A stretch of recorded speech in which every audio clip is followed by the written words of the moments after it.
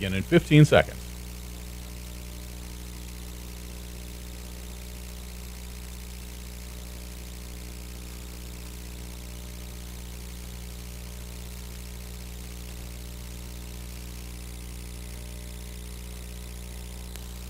Fremont Moo baseball is on the air. 2-0 the count on Peterson. The pitch, he swings and pulls it into left field for a base hit, and the Moo take the lead. Connor Peterson with an RBI single to left. The following is a presentation of the Fremont Moo Baseball Club. This broadcast is brought to you by Raising Cane's, Tommy's Express Car Wash, Buffalo Wild Wings, Extreme Outdoor Power, La Hacienda, Super 8 of Fremont, Windstar Bus Lines, Keels Barbershop, The Door, the Nebraska Lottery. Pack is set in the first pitch, and Heyman swings and hits this ball in the air to center field. Hits it well. It is back just left to straightaway center field, and it is going to be gone! Henry Heyman, a 2-run shot, and the Moo leads 7-0. Additional fine sponsors of Moo Baseball include Bloom Optical, Inspro, Your Fremont Hy-Vee, The Silver Dollar, Christensen Lumber, Lincoln Premium Poultry, We See Plumbing and Excavating, and the Dodge County Convention and Visitors Bureau. Tap to the right side. Peterson's got it. He will take it himself, and the Moo win it. The Fremont Moo have defeated the Casper Spuds 8-1. The Fremont Moo have claimed the Independence League Baseball Championship Series. The Cow jumps on top of the moon and firmly plants its hooves on top of the Independence Baseball League. Now, let's head to the field, and with the call of the game, here's Rich Ray and Alex Burstein. Good afternoon, everyone. Welcome back to historic Moeller Field in Fremont for game number 4, the final game of this series, an Independence League Baseball Association action between the Fremont Moo and the Spearfish Sasquatch. Great to have you along on Big Dog Country, 98.9 FM, 1340 AM, KHUB Fremont, Nebraska. Audio also streaming live at Mixler.com and our video on YouTube at BSDN Live. Jonathan Johnson in the controls of our video here today. Good to have you along. Gorgeous day for baseball here today as the Moo take on the Spearfish Sasquatch, and Fremont's in a scenario that they haven't been in quite some time. They're trying to avoid a 4-game sweep from their opponents. The Spearfish Sasquatch have won the first 3 games of the series as they won on Thursday night 9-8 and 11 innings, and after rain on Friday forced a doubleheader yesterday. The Sasquatch brought the offense, and Fremont's offense sputtered in a doubleheader in which Spearfish won Game 1 11-1 and won Game 2 by a score of 6-1. So Fremont's trying to salvage the final game of this 4-game set coming up here today on getaway day for the Spearfish Sasquatch. And the pitching matchup for today has Luke Hamza on the mound for Fremont. He comes in with an 0-1 record, and he is entering this contest with a 3.75 earned run average. The Sasquatch will have Jackson Renz on the mound, no record on the year with a 4.90 ERA. So it's the final game of the 4-game set, the Fremont Moo against the Spearfish Sasquatch. When we return, Alex Burstein will have the highlights that took place in the doubleheader yesterday. We're back with more in a moment. This is Fremont Moo Baseball. Welcome to Fremont and Dodge County, where we invite you to play, shop, stay, and eat. Dodge County is where your next outdoor adventure is at your fingertips. Did you know that downtown Fremont is also known as the antique capital of Nebraska? Fremont and Dodge County also has many fine hotels, campgrounds, and RV parks to suit any needs. We invite you to come and see why downtown Fremont has been named the most charming downtown in Nebraska by USA Today. Kills Barbershop is the Sports Center barbershop in Fremont. Be sure you look your best and get into Kills Barbershop, where you'll receive quality haircuts in a friendly atmosphere. Get a fresh cut, have them hot leather, and shave your neck. If you're looking for that special feel of a true barbershop, Kills is the place for you. They're open Tuesday through Friday, 8:30 to 5:30, and Saturday, 7:30 to 3. Kills Barbershop, 6th and Broad in downtown Fremont. They'll make you look your best.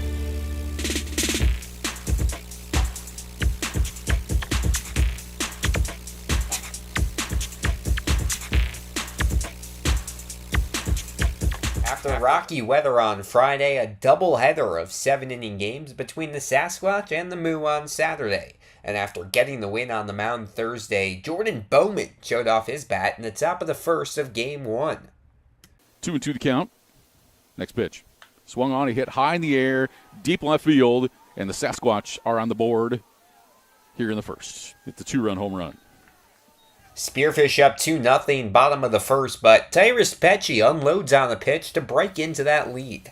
Bleakler's 3-2 pitch. Swung on and hit in the air. Deep left. And this ball game is now a one-run contest. Tyrus Pecci hits his first home run of the season for the Fremont Moo, and Fremont gets on the scoreboard. The Lincoln native turned on that one, and it was a no-doubter beyond the Moeller Monster and left. Top 3 now, Sasquatch up 3-1, and Columbia product Hunter Snyder flashes his letter to keep the deficit to 2. 1-2. Breaking ball swung on, little bloop out to shallow. Oh, a great leaping effort and catch made by Hunter Snyder to end the inning and save a couple of runs from scoring. That's a stellar defensive play by Hunter Snyder, and that will end the Sasquatch third inning of play. Moving to the 4th, Spearfish looking to get some insurance on its 3-1 lead, and the team takes advantage of one of Fremont's 3 errors on the night. Runner from second goes. The pitch, the strike, the throw on down to third, and it bounced into left field. Scoring on the play will be Micah Coleman. Then in the 6th, the wheels came off for the Moo. With 3 runs already in and Spearfish up 7-1, Dylan Darnell drew a walk to increase the lead. It's 3-0. Fastball, missed. Ball 4. That'll bring across another run. Next inning, Seth Nelson puts the cherry on top for Spearfish. 1-1 pitch. Swung on and hit in the air to right field. Deep. Blount turns and watches it leave. It is gone for a 3-run home run. Seth Nelson, a 3-run shot to right. And Colin Anderson closed out 3 innings of 1-hit relief as the Moo began a losing streak for the first time this year. First pitch, bouncing ball towards second base. It is fielded cleanly, tossed over in time, and that's the ball game. As Micah Coleman able to make the play, and that's going to do it for game number 1 of this contest. Is Spearfish Sasquatch win it 11-1. Luckily for the Moo, half an hour later, they had the chance for revenge. But once again, Spearfish got on the board early. Already up 1-0, Micah Coleman came to the plate with the bases loaded. Here's the 0-1, and that's a bouncing ball out towards shortstop. Glove cleanly, the throw to second for 1, the relay to first is low, and it got past. And a total of 2 runs are going to score on this play. Fremont's offense couldn't get going all night, as Easton Brooks had 8 Ks in 5 innings for Spearfish. But for the Sasquatch, it was quite the offensive showing. In the 4th, already a 5-0 lead for Spearfish, and Coleman adds another RBI to his total. Comes the 2-2 pitch. Runner from first goes, swung on, hit back up the middle, and it's into center field for a base hit. Run will score. The Sasquatch now lead it by a score of 6-0. In a day where not much went well for Fremont, there were still some web gems, including this grab by Connor Peterson in the top of the 5th. Next pitch, swung on and popped in the air left side. Peterson will go on over by the side fence, and he will lean, and he makes the catch, leaning over the side fence just beyond the Moo dugout for out number 1. Nice play. The Moo's offense would break a 12-inning scoreless streak in the 6th with Parker Mooney's first hit of the day. First pitch, swung on and lined back up the middle into center field for a base hit. Yetter's around third base, and he will score. And runners will be at second and third on the play. Hayden Kelberlau and Alex Oliver would combine for 3 scoreless innings on the mound for Fremont, but 13 strikeouts offensively was too much to overcome. Here's the pitch. The runner goes, swung on a miss, strike 3, and that ends the ballgame. So, the Spearfish Sasquatch have completed the doubleheader sweep as they take Game 2 from the Fremont Moo by a final score of 6-1. The Moo try to salvage one contest of the 4-game set in the series finale Sunday afternoon. First pitch is set for 5:05 p.m. from historic Moeller Field. Alex Burstein with our highlights. When we return, we'll chat with Connor McGonigal, head coach of the Fremont Moo, when our Inspro Insurance pregame show continues. This is Fremont Moo Baseball. Can't help but notice the Made in America trend lately, and now that trend has reached the Fremont eyewear market with American-made luxury glasses from State Optical. I'm Dr. Steve Alcorn at Bloom Optical in Fremont. State optical designs are different, not only because they're made in Chicago, but they're genuinely authentic, handcrafted designs with individual style. Come in and browse, see how they look on you. At Bloom Optical, where we care about your eye care, your eyewear, and most importantly, we care about you. Succeeding on your terms takes more than ambition, talent, and hard work. It takes a partner that's committed to helping you overcome all the complexities and challenges life throws at you. A partner that leverages the power of the world's largest risk management strategy and benefits firm and is a part of your world, too. A partner like Inspro, a Marsh McLennan agency. At Marsh McLennan Agency, they're built to help you meet the future without limits. See how they can help you thrive at marshmma.com.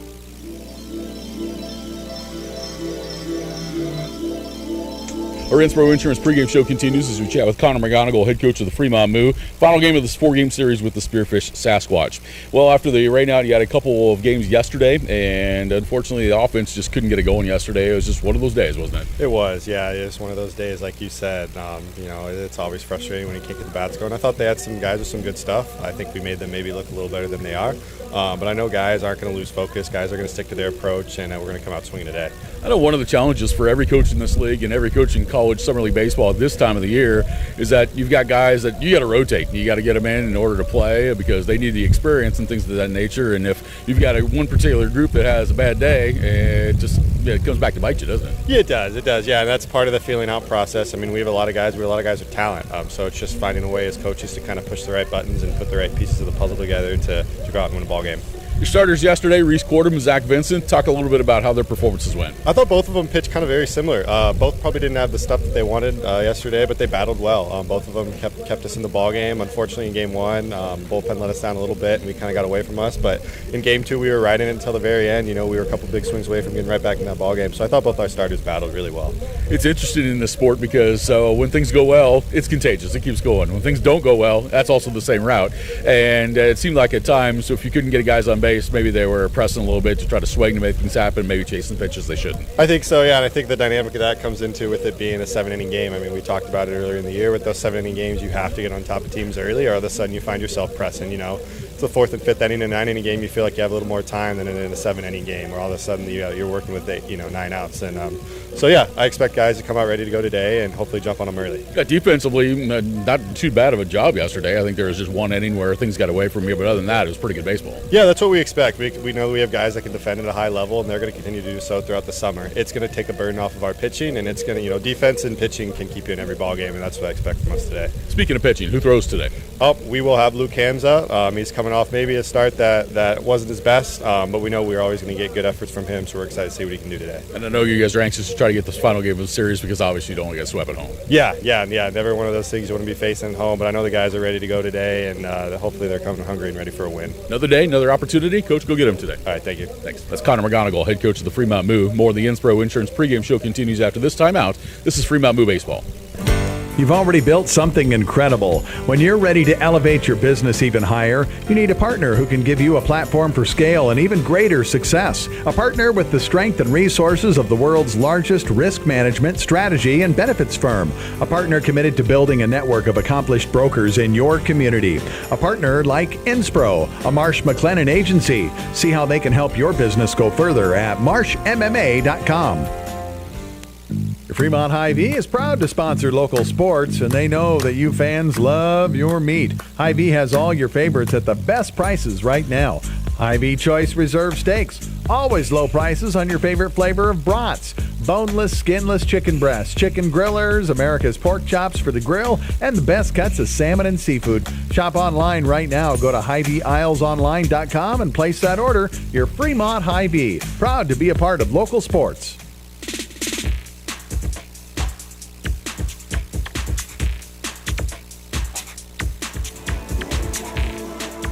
Back at historic Moeller Field as we get closer to first pitch between the Fremont Moo and the Spearfish Sasquatch in the final game of this 4-game series.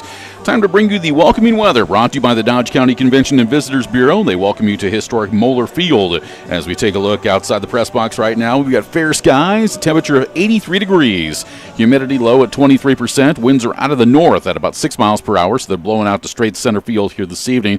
And our forecast for tonight says clear skies, getting down to 53 when we're all said and done tonight. North winds at 5, becoming calm later on this evening. Your welcome weather brought to you by the Dodge County Convention and Visitors Bureau. They welcome you to historic Moeller Field in Fremont. Our field conditions are brought to you by Keel's Barbershop. To keep your hair and for the best haircut around, stop into Keel's at 88 West 6th Street. Field looks good to go and in very good shape for today's contest. No rain to worry about anything, and they just ended up watering down the infield, so we're ready for baseball here at historic Moeller Field. Keel's Barbershop bringing you the field conditions. To keep your hair and for the best haircut around, stop into Keel's at 88 West 6th Street. Now we'll take a look at what occurred in the league as far as games yesterday, and also what's taking place as far as the standings are concerned. First of all, from action that took place yesterday, it was Hastings shutting out Oahe 2-0. Spearfish taking 2 from Fremont 11-1 to 6-1, and the Nebraska Prospects and the Casper Spuds, they were rained out. One game is complete in the Independence League today. Hastings defeated Oahe and Pierre 4-2, and right now in Casper, the Nebraska Prospects lead the Casper Spuds by a score of 1-0, and that ball game is in the bottom of the 4th inning. So as we take a look at the Independence League Baseball Association standings as we speak, Casper is in first at 9-2. Hastings is 2 games back at 7-4. Fremont is in third place, 3 games behind at 6-5. Spearfish is 7-7, 3.5 games behind, and Oahe is 30-12, 8 games back. So that's a look at the updated standings in the Independence League Baseball Association. And it's time for us to introduce the umpires for today's ball game. Our umpires are brought to you by Bloom Optical. They are the eye care professionals, and they care about your eye care, your eyewear, but most importantly, they care about you. Our umpires for today, same umpires that we had in the doubleheader yesterday. It is T. Smith, who will be behind the plate, and Bill Bivens will be on the bases. Our umpires brought to you by Bloom Optical. They are the eye care professionals. They care about your eye care, your eyewear, but most importantly, they care about you. You're listening to our pregame show brought to you by Insplu, a Marsh McLennan agency, your partner in managing risk. Your future is limitless. Let us take you there. Go to marshmma.com to learn more. Let's take a look at the starting lineups for today's ball game. The starting lineups brought to you by your Fremont Hy-Vee. For a lineup that's loaded, shop your Fremont Hy-Vee. Go to HyVeeIslesOnline.com now and place your order. For the visiting Spearfish Sasquatch, 7-7 on the season. They have won the first 3 games of this 4-game series, and they're coached by Justice Scott. Leading off and playing second base is number 24, Ryan Bachman. Batting second and playing center field is number 5, Ben Green. Batting third, the designated hitter, number 19, Seth Nelson. Batting fourth and playing first base is number 6, Kyle Finn. Batting fifth and playing right field, number 23, Javier Marcial. Batting sixth and playing third base, number 22, Ben Tate. Batting seventh, the shortstop, number 2, Micah Coleman. Batting eighth and doing the catching is number 32, Jake Dempsey. Batting ninth and playing left field is number 25, Micah Wallet. For the Sasquatch, it's Bachman, Green, Nelson, Finn, Marcial, Tate, Coleman, Dempsey, and Wallet. And on the mound for Spearfish today will be number 10, Jackson Renz, a 6'1", 215-pound right-hander from Minnesota State Mankato. His hometown is Lakeville, Minnesota, and he has no record and a 4.90 ERA. Now the starting lineup for the home team, the Fremont Moo, 6-5 on the season, coached by Connor McGonigal. Leading off and playing right field, number 31, Josh Blount. Batting second and doing the catching is number 5, Bridger Coleman.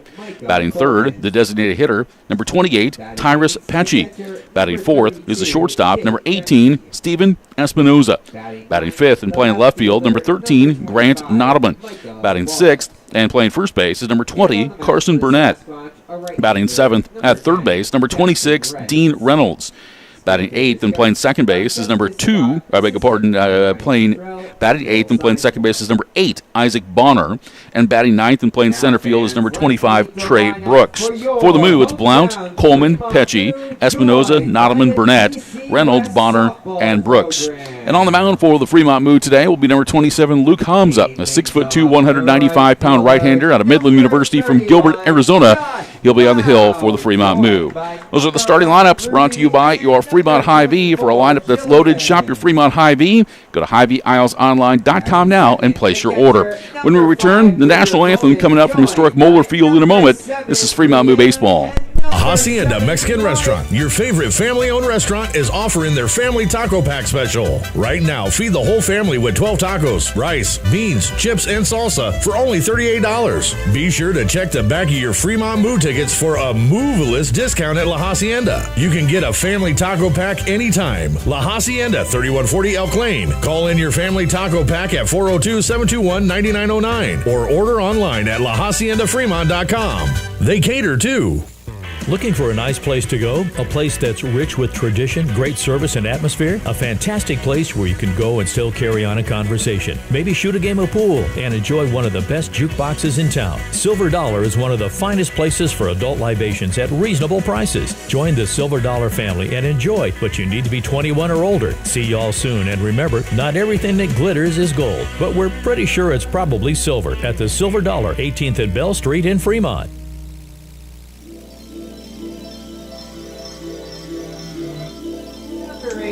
Back at historic Moeller Field, getting closer to first pitch between the Fremont Moo and the Spearfish Sasquatch in the final game of this 4-game series. Well, with it being Sunday, it is a Swing for Wings promotion here at historic Moeller Field, brought to you by Buffalo Wild Wings. We'll have fans throughout the ball game that will be trying to hit the ball off the tee and win some great prizes from Buffalo Wild Wings, with a chance to get wings for a year if they hit it over the fence. And also, the Stars of Tomorrow team that's with us today is the DC West softball. They've got 4 teams that are here today that have been able to spend time with the Fremont Moo prior to today's contest. So great to have the DC West softball gals that are here today. At this time, we're going to get set for our national anthem here at historic Moeller Field. Our national anthem is being performed today by Holly Stout.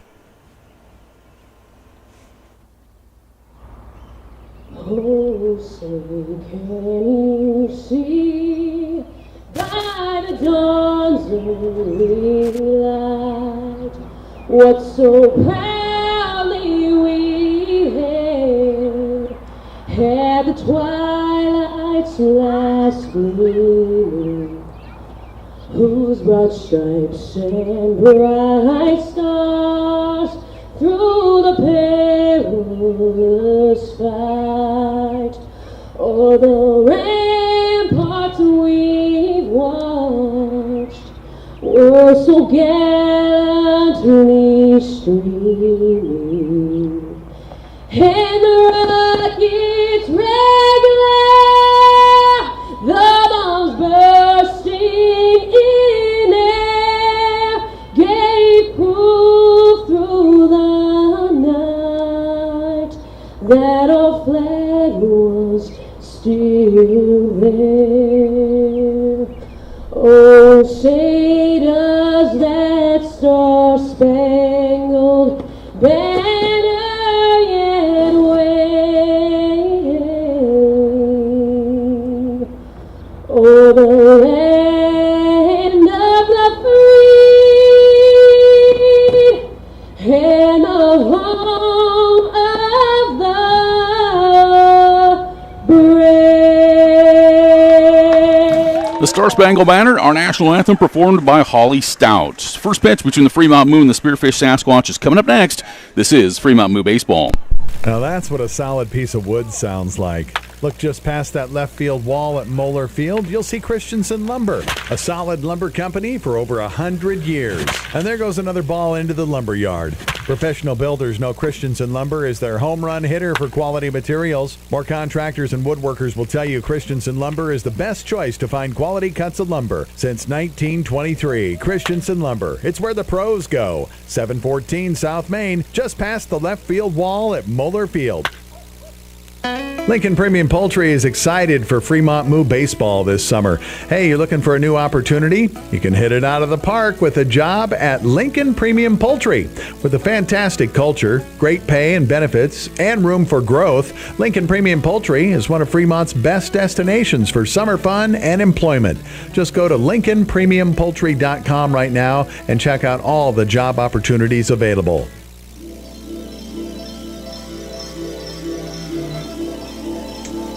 It's time for baseball at historic Moeller Field in Fremont. Independence League Baseball Association action between the Fremont Moo and the Spearfish Sasquatch. As we get ready for today's action, let's set the defense for the Fremont Moo this afternoon. In left field is Grant Nottleman. In center field is Trey Brooks. And in right field is Josh Blount. Over at third base, Dean Reynolds. Steven Espinoza is the shortstop. At second base, it's Isaac Bonner. At first base, Carson Burdett. Doing the catching, Bridger Coleman. And on the mound is Luke Hamza, the Gilbert, Arizona native from Midland University. We'll get the start for this one coming up here today. And Hamza has worked 9 1/3 innings this season. This is his third appearance and his third start. He has an 0-1 record. He has given up 8 hits, 5 runs, all earned, struck out 8 and walked 5. And he's got an ERA of 3.75. So we're ready for first pitch of today's ball game, and it's brought to you by La Hacienda Mexican Restaurant. La Hacienda serves up your Fremont's favorite authentic Mexican cuisine. They're located at 3140 East Elk Lane. The Moo are wearing their orange uniforms today, tops and bottoms with the purple hats, and Spearfish has got the black tops with the gray lettering and the gray pants as Ryan Bachman steps in against Luke Hamza.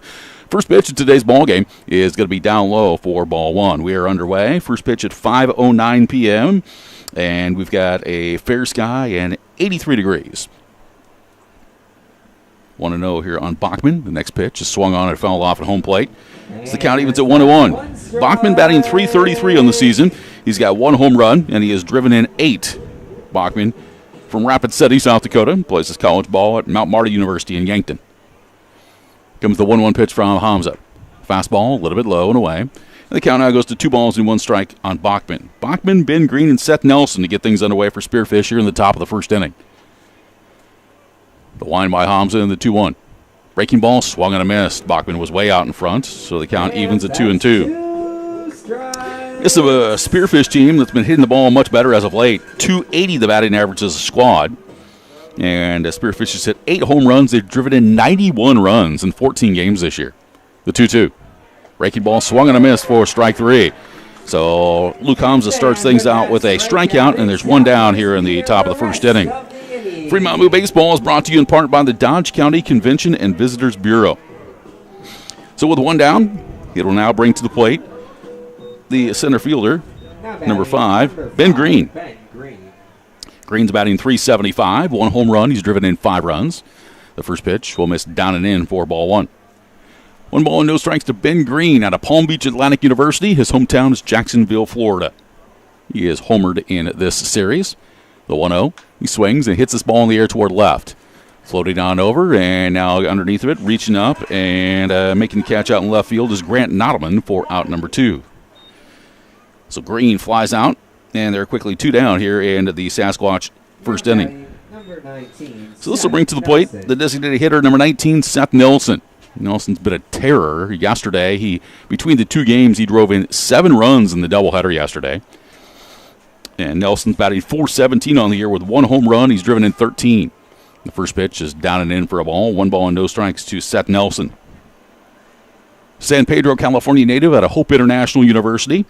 This year's NAIA national champions. This ball swung on and hit in the air toward left. Nottleman will float over near the warning track and reaches up and makes the catch, and that will end the inning. So a quick 1-2-3 for Luke Hamza, and the Fremont Moo in the top of the first, retiring the Sasquatch in order, 3 up and 3 down. After a half inning, no score. The Moo will swing the bats when we return. This is Fremont Moo Baseball. Gentlemen, here at Weesey Plumbing and Excavating, our customers' duty is our duty. Yes, Drill Sergeant. Now, you're Fremont's finest, and I want you people-pleasing plunger wranglers to remember here at Weesey, we don't stop fighting clogged drains, low water pressure, frozen pipes, until our residential and commercial customers are smiling. Am I making myself clear, you toilet snake and sink suckers? Yes, Drill Sergeant. Now, our customers will find us in Fremont, on Facebook, and online at WeeseyPlum.com. Weesey Plumbing and Excavating. Your duty is our duty. Fremont Moo Baseball is brought to you by Raising Cane's Chicken Fingers, with 10 Omaha locations, including Fremont, Council Bluffs, and Norfolk. With delicious hand-battered, cooked-to-order Raising Cane's Chicken Fingers, mouth-watering cane sauce, critical cut fries, irresistible Texas toast, fresh coleslaw, plus freshly made tea and lemonade poured over their signature crushed ice. Raising Cane's Chicken Fingers, tasty supporters of Fremont Moo Baseball.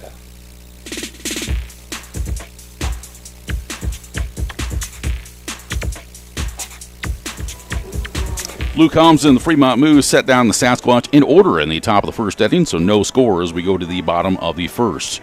Let's set the defense for the Sasquatch in this afternoon's contest. In left field, it'll be Micah Wallet. In center field is Ben Green, and over in right field is Javier Marcial. The third baseman is Ben Tate. Micah Coleman's playing shortstop.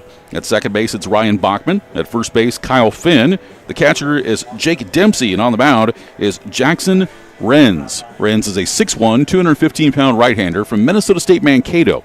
His hometown is Lakeville, Minnesota. Renz has pitched 11 innings for the Sasquatch this summer. This is his fourth appearance and his fourth start. He has no record. He's given up 13 hits, 11 runs, 6 earned. He struck out 16 and he has walked 8. And Renz has a 4.90 earned run average. So leading things off for the Moo here in the bottom of the first inning will be number 31, Josh Blount, the right fielder. Blount from De Pere, Wisconsin, playing at Texas A&M Corpus Christi. Trying to get the bat going. 182 average, no homers, and 1 run batted in. The first pitch from Renz is a fastball that is going to catch the outside corner for a strike.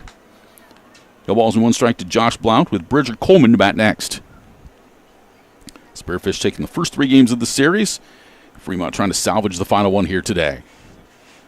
Comes the 0-1 from Renz.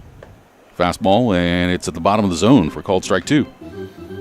So Blount down to the count here, no balls and 2 strikes. Fremont for one of the few times this season wearing the all-orange uniforms with the purple pinstripes. Renz to the line now, the 0-2 on the way. That pitch is high and outside. The count now 1-2 to Josh Blount. The Moo are home every day next week. We got the Casper Spuds coming in for 2 on Monday and Tuesday, and the Nebraska Prospects on Wednesday, Thursday, Friday. Comes the 1-2. That's chopped foul to the right side.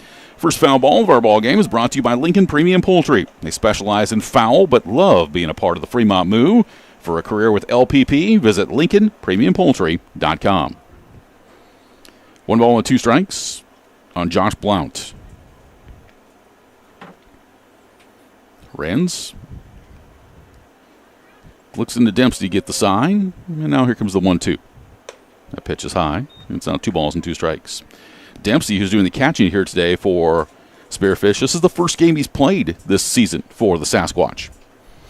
So we'll see how the catcher does behind the plate and also with the bat in his hand as well.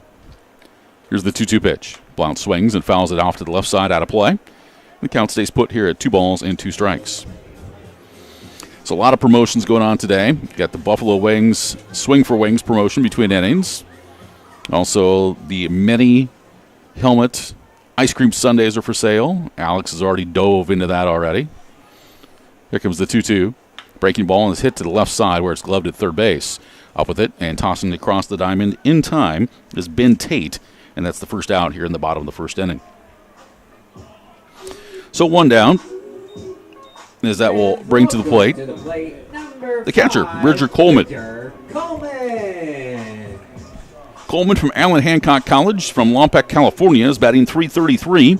He's got 1 home run, and he's driven in 7 this season. So Coleman trying to give us our first base runner of the game. First pitch, Coleman swings and fouls it straight back. The count on Coleman, no balls and 1 strike. Tyrus Petchy will be next. A late arriving crowd for today's contest as fans continuing to roll in here, but finding their way to their seats and getting some good food and beverage here and a chance to enjoy the sunshine and the baseball game as this ball is swung on and lined right back to Renz, who reaches down and makes the catch about knee-high for out number 2. So Bridger Coleman sent it right back from where it came, but Renz makes the grab, and there are 2 down here in the bottom of the first. So that'll bring to the plate the DH, number 28, Tyrus Petchy. Petchy out of Johnson County Community College, native of Lincoln, batting .417 with a homer and 3 runs batted in. This pitch will slide outside for a ball. 1 ball and no strikes on Petchy. Steven Espinoza will bat next. 2 outs, nobody on. We're in the bottom of the first. No score.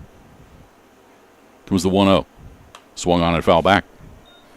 Count evens up here at 1 ball and 1 strike on Tyrus Petchy. Yesterday was just a long day of baseball. 2 7-inning games that were pretty lengthy. And it was one of those days to where, if you're a Moo fan, just couldn't get a spark. Today's another day. Here comes the 1-1 pitch. It's going to be chopped foul on the third base side. So Renz is ahead in the count here at 1 ball and 2 strikes on Tyrus Pecci. That's the thing about the sport is that one day you could really struggle, the next day you can be on top of your game, and that could carry over into maybe a second win after that. The 1-2 is outside. It's the count evens. Now 2 balls and 2 strikes on Tyrus Pecci. Well, the Moo will play the rest of this 12-game homestand all week. Home Monday through Friday, 7:05 each night coming up in this upcoming week before they embark on their longest road trip of the year. The 2-2. Breaking ball, low and away. And the count is full here on Pecci. It's 3 balls and 2 strikes. That road trip will include a doubleheader at Hastings, a day off, and then a game at Hastings, 2 at Casper, and 2 more at Hastings, all coming up the following week. Here's the 3-2 pitch. Pecci swings and pops it up as it was in on the hands. Calling for it is Tate by the pitcher's mound, and the third baseman will make the grab for the final out of the inning. So Tyrus Pecci pops up, and both teams are retired in order in their respective first inning, 3 up and 3 down. 1 inning of baseball complete at historic Moeller Field in Fremont. No score. We go to the top of the second when we return.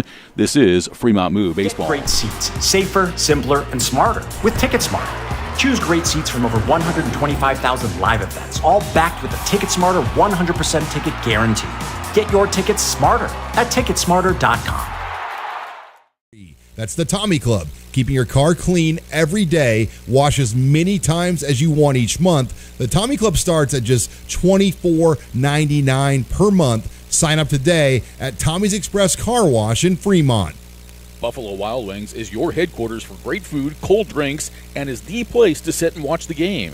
Wings, tenders, burgers, sandwiches, and wraps, tacos, and more. Get to try one of B-Dub's fantastic sauces. B-Dub's takeout and delivery is now Buffalo Wild Wings Go. For a limited time, add a 6 count of traditional or boneless wings and get them for free using promo code GOWINGS on all orders of $10 or more. Located at 1220 East 23rd Street, Suite 300 in Fremont. Buffalo Wild Wings. Wings, beer, sports.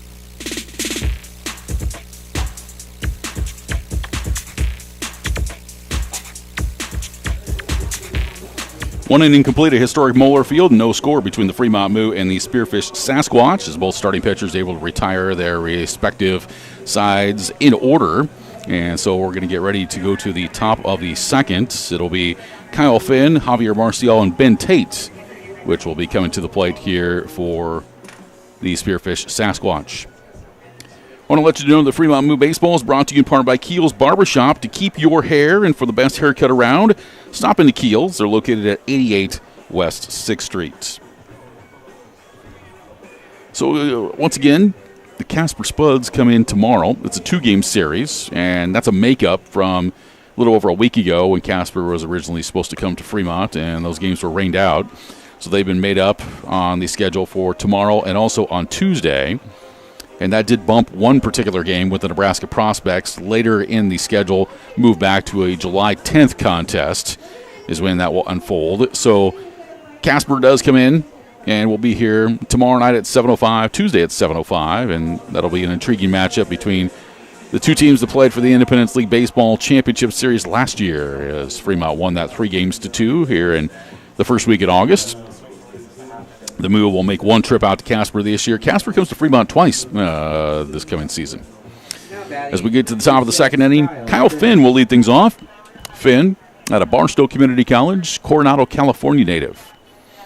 Finn batting .357, no homers. He's driven in 12. The first pitch is a fastball on the outside corner for a strike. No balls and 1 strike to Kyle Finn with Javier Marcial to bat next. Luke Hamza retired the first 3 batters he faced, as this pitch is on the outside corner for strike 2.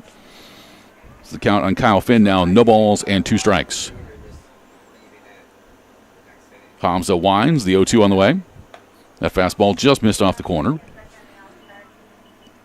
So the count moves to 1-2. Here's the wind and the 1-2 pitch on the way. Breaking ball, and Finn swings and hits it high in the air down the left field side, but this one is foul. This ball will bounce past Main Street on the grass and rolls all the way to the Christensen Lumber facility. It's a long strike. Here's the 1-2. Fastball swung on, hit toward right field, coming on over and reaching up and making the catch out and right for the Moo is Josh Blount. for the first out of the inning. So Finn flies out to right. Number 23. And there's one down. Marcial. So that's going to bring to the plate right fielder number 23, Javier Marcial. Marcial's batting 138 with 1 home run and 8 runs batted in. First pitch from Hamza. It's a fastball, low and away, ball 1. Marcial's lone home run came on Thursday night in the top of the 9th with Fremont leading 6-4. He hit a 2-run homer to tie the game. Here's a pitch that misses outside. The count now goes to 2 balls and no strikes on Marcial. That pushed us to extra innings, and we eventually went 11 before Spearfish won it 9-8. 2-0 pitch. Swung on, hit in the air off the end of the bat. Moving to his left is Nottleman. He'll reach up in the gap and make the catch for out number 2. So Marcial flies out to left field, and Luke Hamza has retired the first 5 batters that he has faced. So with 2 down, it'll bring to the plate the third baseman, number 22, Ben Tate. Tate, 6'1", 205 from East Central University. His hometown is Keller, Texas. Tate batting .222, no home runs. He's driven in 6. First pitch from Hamza is high and away for ball 1. 1 ball and no strikes on Ben Tate. If he reaches, Micah Coleman would be next. Here's the 1-0. Swung on and hit in the air. High fly ball left field. Nottleman back to the warning track up near the fence. Looks and it bounces off the Moeller Monster and stays in play. And the ball tossed back into the infield. That'll be a double for Ben Tate, and that's the first base runner and first hit of the contest. So Tate got underneath in that one, and the wind just pushed it a little bit up against the Monster. And Tate is out in scoring position. So a runner at second with 2 down. And it brings to the plate the shortstop, number 2, Micah Coleman. Coleman from Everett Community College out of Mill Creek, Washington. He will bounce one out towards shortstop where Espinoza has it. He fires it across in time for the final out of the inning. So Coleman grounds out, and that's going to do it for the Sasquatch in the top of the second. No runs, 1 hit, no errors, 1 runner left on base. We're through an inning and a half, no score. We go to the bottom of the second when we return. This is Fremont Moo Baseball. If you're in need of lawn equipment products or repair, contact the professionals at Extreme Outdoor Power at 805 South Broad Street in Fremont. Bring in your lawn equipment and get a same-day free estimate. Call 402-721-1905 for more information or to set up an appointment. Plus, check out the power equipment accessories Extreme Outdoor Power has available. You'll see why Extreme Outdoor Power is the #1 choice for lawn mowers. Competitive pricing, customer care, financing, and free estimates. Open Monday through Friday from 8 to 5 and Saturdays from 9 to 3. Extreme Outdoor Power, where they don't sell just mowers, they sell lifestyles. Book your next hotel stay at the Super 8 by Wyndham in Fremont. Conveniently located just minutes from historic downtown Fremont, the Fremont Splash Station, and the Fremont State Lakes. Our pet-friendly hotel offers affordable accommodations with easy access to all of our area's major attractions, including shopping, restaurants, and a multitude of outdoor activities the whole family can enjoy. Located at 1250 East 23rd Street. Book online now at wyndhamhotels.com/Super 8.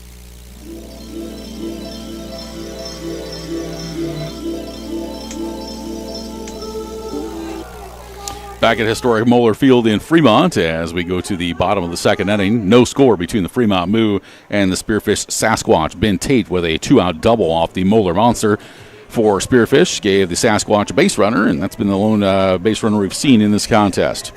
So in the bottom of the second for Fremont, it'll be 4, 5, and 6. Stephen Espinoza, Grant Nottleman, and Carson Burnett against Jackson Renz. Fremont Moo Baseball is brought to you in part by Bloom Optical. They are the eye care professionals, and they care about your eye care, your eyewear, but most importantly, they care about you.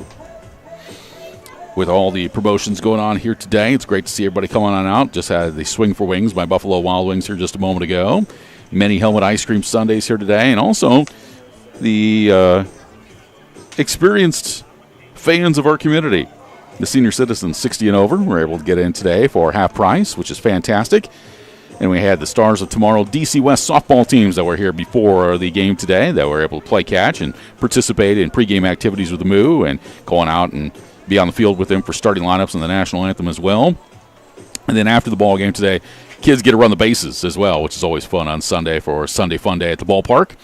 And then after the ball game today, fans are encouraged to join the Fremont Moo for their post-game dinner at Buffalo Wild Wings coming up after the contest coming up here today. So a lot of things taking place on this Sunday. All right, we'll go to the bottom of the second. And leading things off for the Moo will be the shortstop, number 18, Steven Espinoza. Espinoza, 6'2", 200-pound infielder from Lompoc, California. He's headed to Charleston Southern University. He's going to try to get things started here against Jackson Wrens in the bottom of the second inning. First pitch to Espinoza is going to slide its way outside for ball one. 1 ball and no strikes to Espinoza, batting .125, no home runs. He's driven in 1. Here's the wind and the 1-0 pitch on the way. And that ball is down low for ball 2. 2 balls and no strikes to Espinoza. Well, the Sasquatch got a base runner in the top of the second. Let's see if Fremont can equal that or exceed that here in the bottom of the second inning. The 2-0 on the way. Espinoza fouls this one off to the netting to our right. And the count out 2 balls and 1 strike to the Moo shortstop. With 3 losses in this series, Fremont has now fallen to 6-5 on the year and have slipped into 3rd place in the standings in the Independence League. 2 balls and 1 strike. Next pitch. Espinoza chases a fastball and misses. And the count evens up now. It is 2-2. 2 balls and 2 strikes on Steven Espinoza.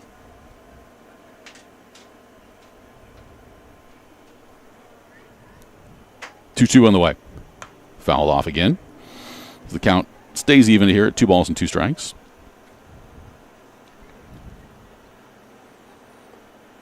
Spearfish, with these 3 victories, has been able to push its way back to a straight-up 500 record now. It's 7-7 on the year. So it's a telltale week coming up for the Moo here early in the season. 2-2 the count here on Espinoza as Wrens with a long look into Dempsey. The pitch. That's outside, and the count goes full. It's 3-2. The reason why is because you've got Casper, the top team in the league, coming in for 2 games. Then the Nebraska prospects come in, and they will always bring in solid athletes and really good pitching coming up here at the end of the week. So major tests coming up for the Moo. The 3-2. Swung on and foul back. As the count stays full here. 3 balls and 2 strikes on Espinoza, leading off the bottom of the second for Fremont. Wrens looking in for Dempsey to get the sign and ready to deliver again. Here comes the 3-2 pitch. Swung on, little bloop right side. It's going to be a foul ball. In on the hands, and Kyle Finn trying to get to it over by Moo first base coach Ben Asher, and ended up falling short. Count stays here, 3 balls and 2 strikes. Beautiful day, a little white butterfly fluttering back behind home plate up against the protective netting. Comes the 3-2 on the way. Espinoza swings and hits his ball in the air toward right field. Marcel crouches, takes 1 step to the left, and makes the catch for out number 1. So Espinoza flies out to right field, and that's the first out here in the bottom of the second inning. That'll bring to the plate the left fielder, Grant Nottman. Well, tomorrow is Make a Difference Monday here at historic Moeller Field with Fremont Moo, and every Monday of the 2024 season there will be a pregame kids clinic for ages 6 to 14 from 5:30 to 6:30. And that includes a game ticket with those kids in the kids' clinic as well. First pitch to Grant Nottman is out. Ooh, caught the outside corner at the top of the zone for a strike. It's 0-1. Half of the ticket proceeds tomorrow will benefit the Elkhorn Athletic Association for tornado relief for families affected by the recent storms. Here's a pitch that's high. The count evens. It's now 1 ball and 1 strike. Plus, you get 10% off all Moo merchandise. Make a Difference Monday, coming up tomorrow when the Moo take on the Casper Spuds at 7:05. 1-1 on Grant Nottman. Next pitch is going to be outside for a ball. 2 balls and a strike here on Nottman. Out of Barton Community College, Lincoln product. Batting .333 on the year, no homers. Still looking for his first run batted in. No score, 1 out, nobody on. We're in the bottom of the second inning.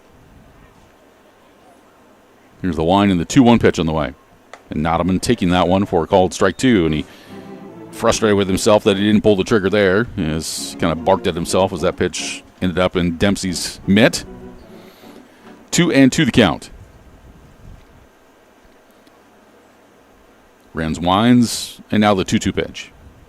Nottman swings and misses for strike 3. So Jackson Wrens gets his first strikeout of the contest, and there are 2 down here in the bottom of the second inning.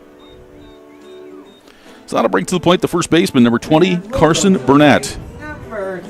Burnett is from Ohlone College, Poway, California, the hometown. Carson's batting .259, no homers. He is driven in 3.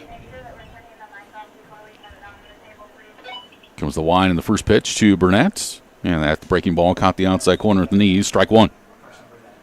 0-1 to Burnett with Dean Reynolds to bat next.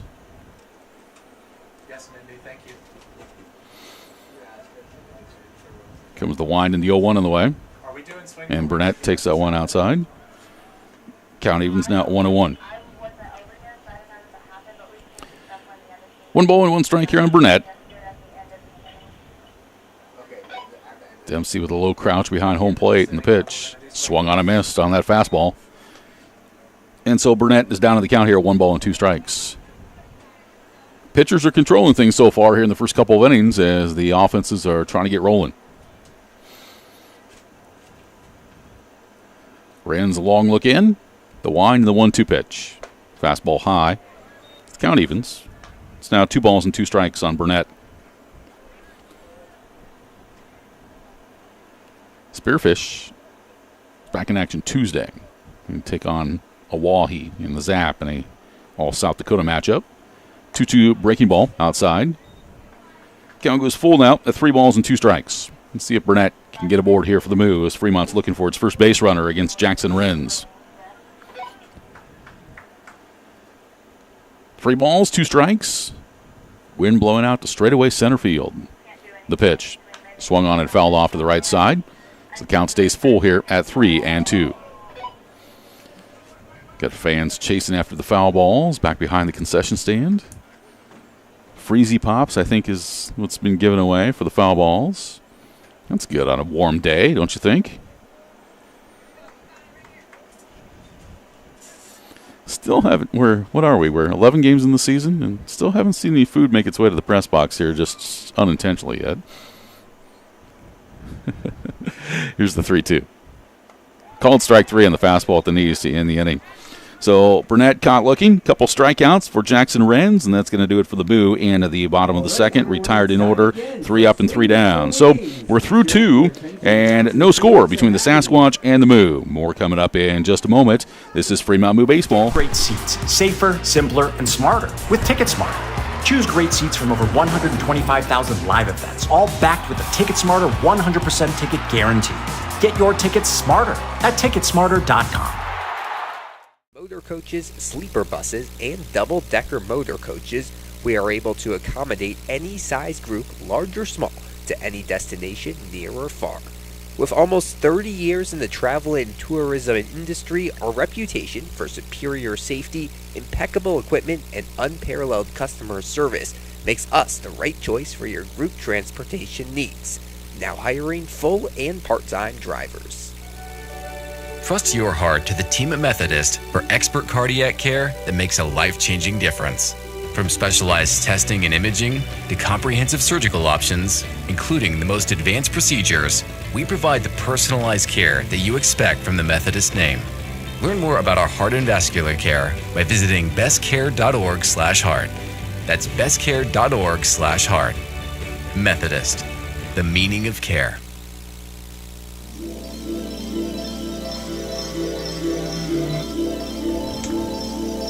Back to historic Moeller Field in Fremont as we work our way to the top of the third. No score between the Fremont Moo and the Spearfish Sasquatch. Tell you what, we've had a couple of participants in the Swing for Wings competition by Buffalo Wild Wings that have made it very close to get wings for a year if they hit it out of the ballpark. And we've had a few that have been way up on the Moeller Monster, but just haven't been able to get over that 26-foot monster out in left field. We'll see if anybody can get that done here coming up here today. That Swing for Wings promotion taking place on Sundays during Moo home games. We go to the top of the third inning for Spearfish. It'll be 8-9-1 in the order. Jake Dempsey, Micah Wallet, then back to the top of the order with Ryan Bachman. Fremont Moo Baseball is brought to you in part by Inspro, a Marsh McLennan agency, your partner in managing risk. Your future is limitless. Let Inspro take you there. Go to marshmma.com to learn more. No scores. We go to the top of the third inning. Sasquatch have 1 hit off of Luke Hamza, and that was a 2-out double in the second. But Ben Tate was stranded after Micah Coleman grounded out to shortstop. So here's Dempsey playing his first game this season for the Sasquatch, the catcher. The first pitch is swung on and popped up right side. Let's see who's going to call for this one. It looks like that over at first base, able to reach up and make the catch is going to be Carson Burnett for out number 1. So 1 pitch and 1 out for Luke Hamza here at the top of the third inning. So that's going to bring to the plate now the left fielder, number 25, Micah Wallet. Michael Wallet is out of Westside University. His hometown is Marina Del Rey, California. He's batting .250, no homers, 2 runs batted in, and the first pitch is a breaking ball in there for a strike. 0-1-2 at Wallet. Top of the order, Ryan Bachman would be next. 1 out, nobody on, top of the third, no score. The 0-1 swung on a hit toward right field, and it drops in for a base hit. Wallet able to deliver a 1-out single to right for the Sasquatch. And a base runner here for Spearfish here in the 3rd inning. Fans, it's beer batter time again. So it'll bring to the plate the second baseman, Ryan Bachman. Bachman 0 for 1, struck out swinging in the 1st inning, made all the fans here happy as he's tonight's beer batter at the ball game. And when he struck out, there was half-price beer for the entire 1st inning. First pitch to Bachman, and it misses inside for ball 1. 1 ball, no strikes to Bachman with Ben Green to bat next. So now Hamza's got to be careful with the leadoff batter here. The 1-0. Swung on, a bouncing ball towards short. Espinoza backpedals, fields it, gets to second for 1, relay to first base. Not in time. Boy, that was a quick turn by Fremont. His Bonner was able to get rid of it quickly. But Ryan Bachman hustled down the line and is safe on the fielder's choice as Michael Wallet is forced out 6-4 for out number 2. So 2 down here in the top of the 3rd with a runner at first base, and it brings up center fielder number 5, Ben Green. Green 0 for 1. He flew out to left field in the 1st inning.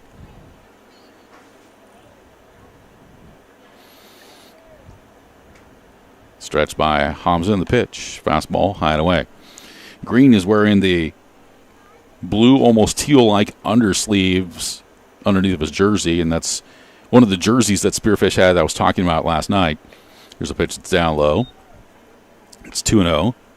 It's a sharp look when they do wear them, although we didn't get to see it here in this series. Maybe next time these two teams play later in the season, Spearfish will pull those out. The 2-0 swung on and hit in the air to left center field. Nottman coming on over in the gap. He will reach up and look into the sun and haul it in for the final out of the inning. So Ben Green gave it a ride for the second time to left field, but flies out to left to Nottman once again. That'll do it for the Sasquatch in the top of the 3rd. No runs. There was 1 hit with no errors and 1 runner left on base. We'll go to the bottom of the 3rd. It is a scoreless ball game. More coming up here in just a moment. This is Fremont Moo Baseball. We target cancers with precision technology. We save lives with advanced heart procedures. We deliver exceptional care for the most vulnerable pregnancies. We are Methodist. With a reputation built on generations of trust, our passion is shaping the future with innovative treatments, the newest advancements, and the compassion you deserve. Our greatest impact is your healthiest life. Methodist, the meaning of care. Fremont's place to be is The Door in downtown Fremont. Open Monday through Saturday from 10 to 1 a.m. and Sundays from 11 to 1 a.m. The Door has great food, drinks, and an outdoor patio that is second to none. The grill is always on at The Door, and all items are available for takeout. Call 402-727-8911 to place your order. Follow The Door on Facebook. Located at 325 North Main Street in Fremont. The Door. Beer, booze, burgers, and other stuff.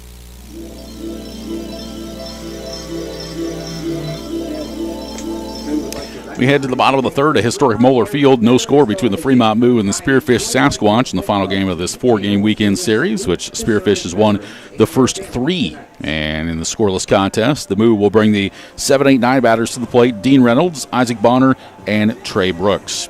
Fremont Moo Baseball is brought to you in part by your Fremont Hy-Vee. For a lineup that's loaded, shop your Fremont Hy-Vee. Go to HyVeeIslesOnline.com now and place your order. So leading off for the Moo will be 3rd baseman Dean Reynolds. Reynolds, 6'2", 180. He's out of Columbia University, and his hometown is Orange, Texas. He's batting .091. No homers, no runs batted in. First pitch to Reynolds is a fastball on the outside corner for a called strike. 0-1 to Reynolds. Jackson Renz has retired all 6 batters he's faced. He's struck out 2 thus far. The wind and the 0-1 pitch on the way. Reynolds takes it high. Count evens. It's now 1-1. We'll see Isaac Bonner coming up next for the Moo. Renz to the wind, the 1-1. That fastball is high. So the count now goes to 2-1 on Dean Reynolds. Wears his Columbia blue helmet on top of his head. 2-1 the count. Next pitch. Breaking ball, bottom of the zone, called strike. So the count evens up here on Dean Reynolds. 2 balls and 2 strikes.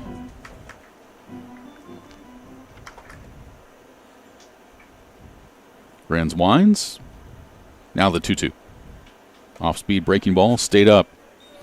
So the count full here on Reynolds at 3-2. That was a pretty good-looking pitch. Dipped down by the zone, but just missed by a hair. Boy, the concession stand is packed today. Everybody trying to get those mini ice cream sundaes. The 3-2 swung on a miss for strike 3. So Reynolds strikes out, and that's the 3rd strikeout for Jackson Renz, and there's 1 down here in the bottom of the 3rd inning. So that'll bring to the plate second baseman Isaac Bonner. Fremont Moo Baseball brought to you in part by La Hacienda Mexican Restaurant. La Hacienda serves up Fremont's favorite authentic Mexican cuisine. They're located at 3140 East Elk Lane.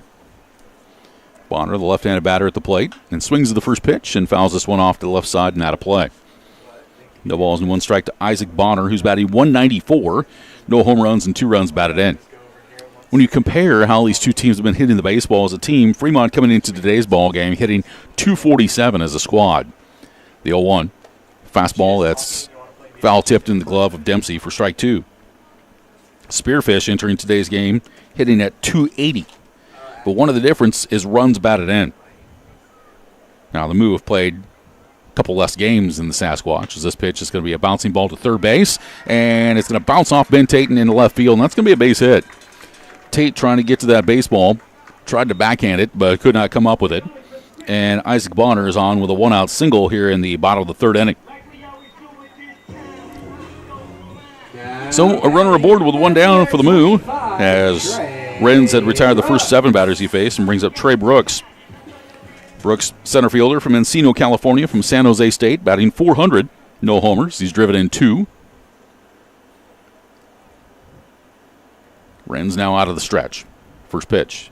Brooks takes it outside. It's ball 1. But back to the point I was making is that the big difference in your success is driving in runs. Fremont in 11 games has driven in 49. In 14 games for Spearfish, they've driven in 91. Here's the stretch, the 1-0 pitch. And it swung on and fell back. So it's 1-1. And that's one of the stats I was talking about last night that kind of has doomed Fremont in this particular series, is leaving runners on base, strikeouts, and, of course, errors defensively. But that's baseball, and you got to find a way to execute up and down the lineup. It's not a one-man show. 1 ball and 1 strike to count here on Trey Brooks. Next pitch. Brooks swings and misses at a breaking ball. And he's down the count here at 1-2. Now, you'll hear the cliche and the phrase all the time, you're as good as your next day's pitcher. Yes, that is true as well, but if you're having trouble swinging and making contact on the baseball, that plays a large part in it as well. The 1-2 as Brooks swings and hits this ball in the air down the right field side, foul territory. Marcel sliding by the fence, and now we got confusion because Bill Bivens, the base umpire, has called it out, and T. Smith at home plate calls it safe. That's not Bill Bivens' call. That's T. Smith's call, because T. Smith is looking down the right field side here. So Ben Asher, who is on the right side, is saying, what is it? And I think Bill Bivens just realized that now Jack Dempsey, he's wondering what it is. We've got major confusion. Oh, all of a sudden, T. Smith says it's an out. What? Wow. Come on, guys. Let's get it figured out. My goodness. Bill Bivens makes the call. That is not his call at all whatsoever. That's T. Smith's call. And the Moo don't know what to do here. So was somebody batting or what's going on? The umpires need to get together and they got to figure this one out. And unfortunately with these two umpires, it has been this way the entire series. That's unfortunate. The effort, first of all, by Marcel was fantastic. We'll give him that. But the confusion is, what's the call? So here's Josh Blount who comes to the plate. Blount is 0 for 1. That's not Bill Bivens' call. There's no way he can make that call from the B position on a foul ball down the right side. That's T. Smith's call. And here's the pitch. It's high and away for ball. And T. Smith, who's supposed to make that call, initially called it safe. And then all of a sudden, changes the call. Where's Angel Hernandez? 1-0 the count. Next pitch. It's high. It's ball 2.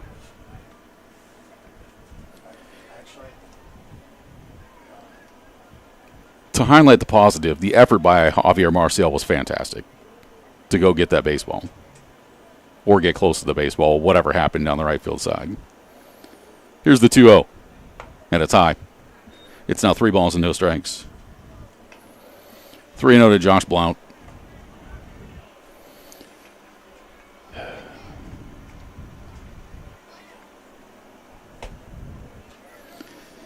Three no on Blount. Runner at first base with 2 down.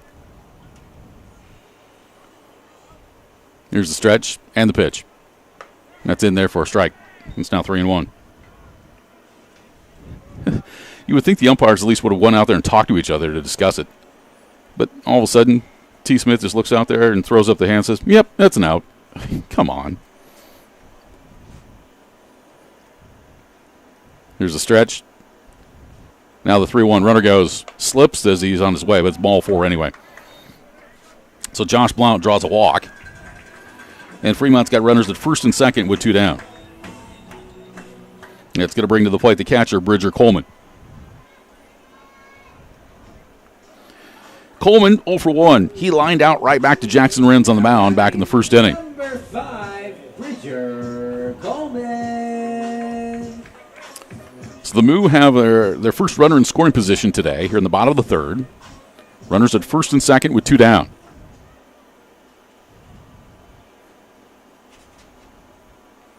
Jackson Renz now set at the belt. The kick and the pitch. Coleman swings and fouls it back. It's the count on Coleman. No balls and 2 strikes. Or, I beg your pardon, no balls and 1 strike.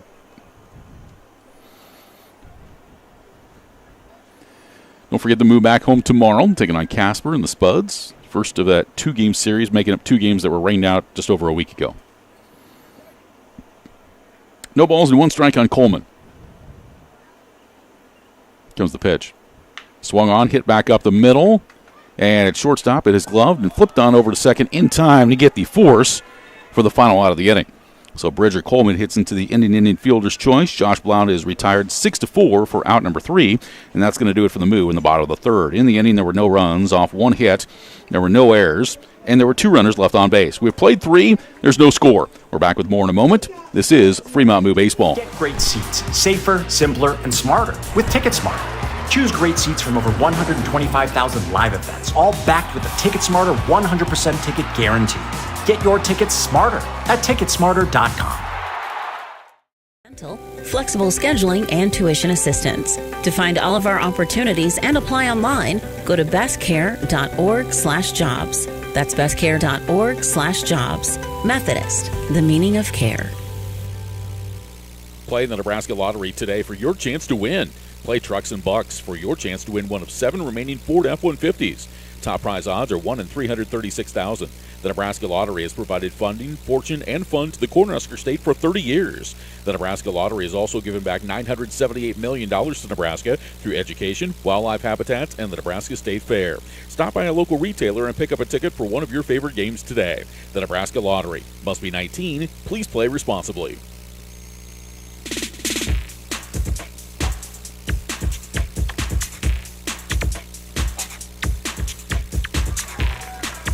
Back at historic Moeller Field in Fremont. Well, we just had a participant in the Buffalo Wild Wings Swing for Wings competition just earn himself free wings for a year as he hit the ball off the tee over the Moeller Monster in left field. So, how about that? Free wings for a year. So that's, in case you were wondering, that's like 6 wings for a week. That's what that is. So we will work our way now to the top of the fourth inning. And no score between the Fremont Moo and the Casper Spuds. Or rather, the Spearfish Sasquatch. Spearfish will have the 3, 4, and 5 batters coming to the plate. Seth Nelson, Kyle Finn, and Javier Marcial here against Luke Hamza. Hamza has given up a pair of hits and 3 innings of work. Fremont Moo Baseball is brought to you in part by the Silver Dollar. Stop into the Silver Dollar and say beer batter and get your first domestic beer for only $2. Leading things off, number 19. So it'll be Seth Nelson who will begin things here in the top of the fourth inning. Nelson, the designated hitter, is 0 for 1. He flew out to left field his first time around.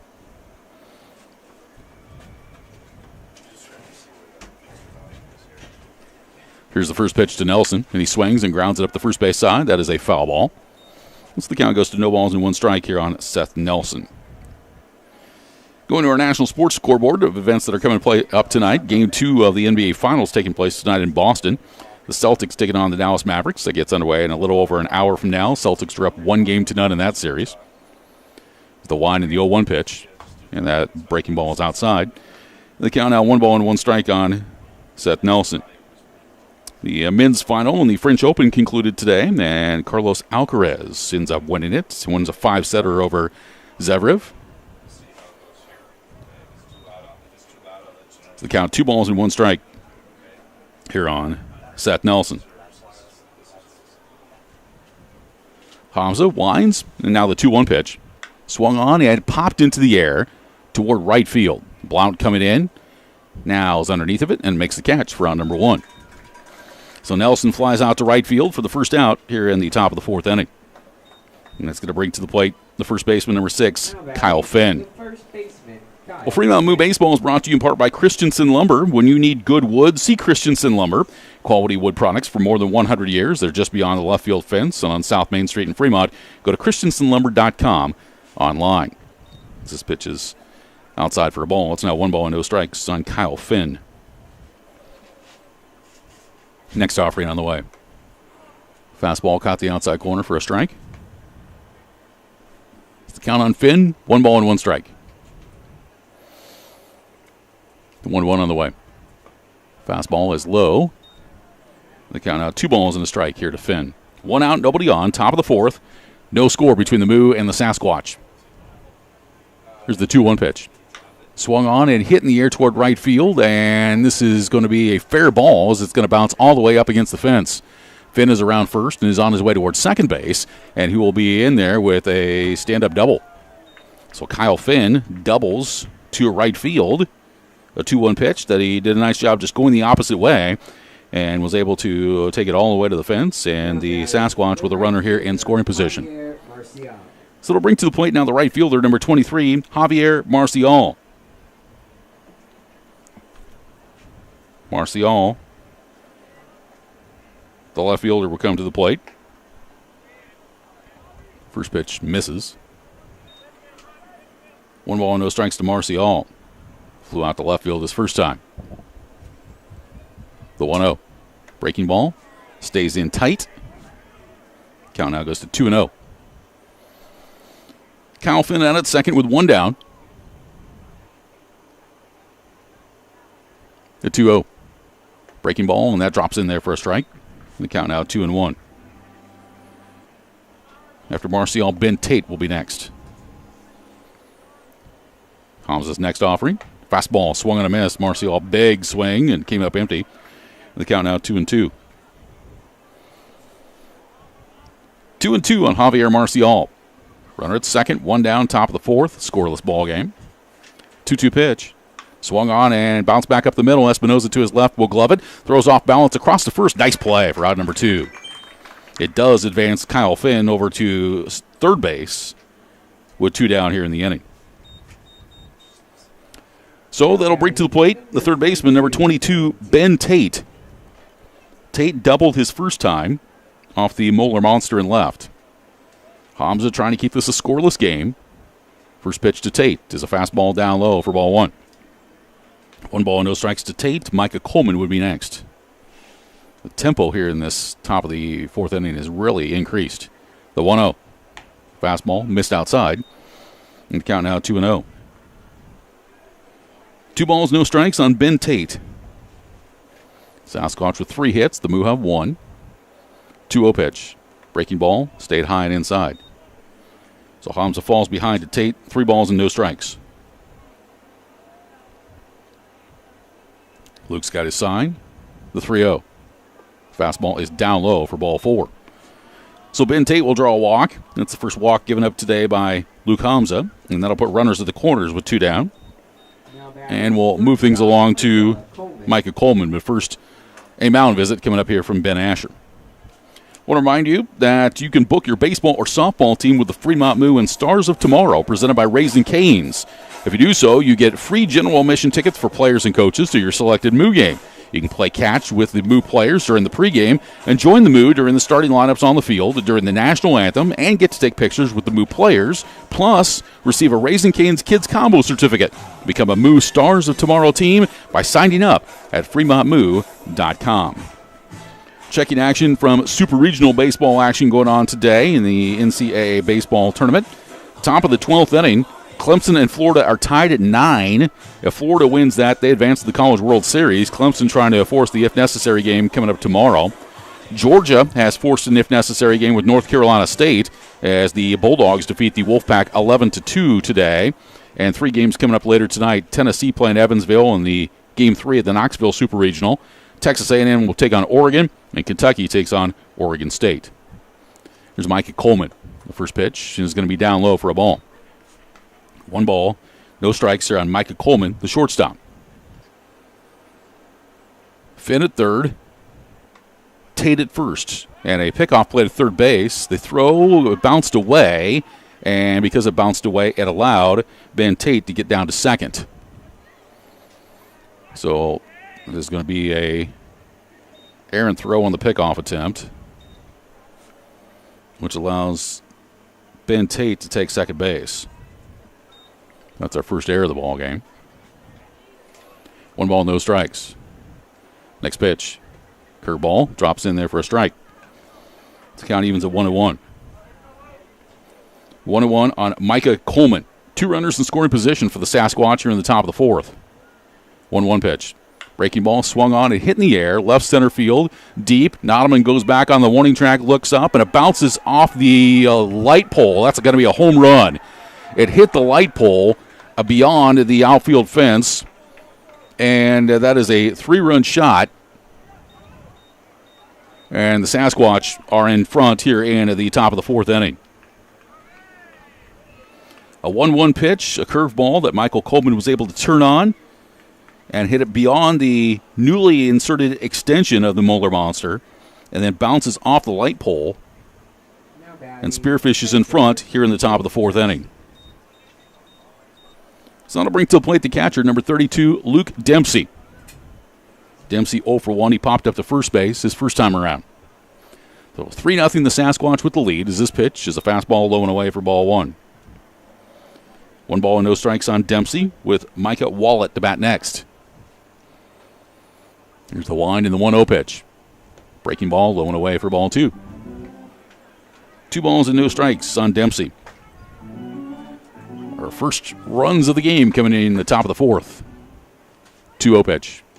Fastball at the bottom of the zone for a called strike. It's now 2-1. 2 balls and a strike here on Dempsey, the catcher.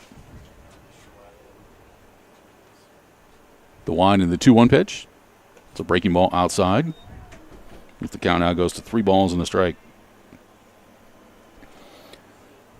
2 outs, nobody on after the 3-run home run by Coleman. Here's a bouncing ball left side. Tough play for Espinoza. Fields and throws off balance. Nice play on over to first to end the inning. So Jake Dempsey grounds out to shortstop, but the damage done here in the 4th as the Sasquatch get on the board on the 3-run home run by Micah Coleman. There were a total of 2 hits in the inning and 1 error, and there was nobody left. We're through 3.5. 3-0 Spearfish with the lead, and we return to the more in just a moment. This is Fremont Moo Baseball. Welcome to Fremont and Dodge County, where we invite you to play, shop, stay, and eat. Dodge County is where your next outdoor adventure is at your fingertips. Did you know that downtown Fremont is also known as the antique capital of Nebraska? Fremont and Dodge County also has many fine hotels, campgrounds, and RV parks to suit any needs. We invite you to come and see why downtown Fremont has been named the most charming downtown in Nebraska by USA Today. Kills Barbershop is the Sports Center barbershop in Fremont. Be sure you look your best and get into Kills Barbershop, where you'll receive quality haircuts in a friendly atmosphere. Get a fresh cut, have them hot leather, and shave your neck. If you're looking for that special feel of a true barbershop, Kills is the place for you. They're open Tuesday through Friday, 8:30 to 5:30, and Saturday, 7:30 to 3. Kills Barbershop, 6th and Broad in downtown Fremont. They'll make you look your best.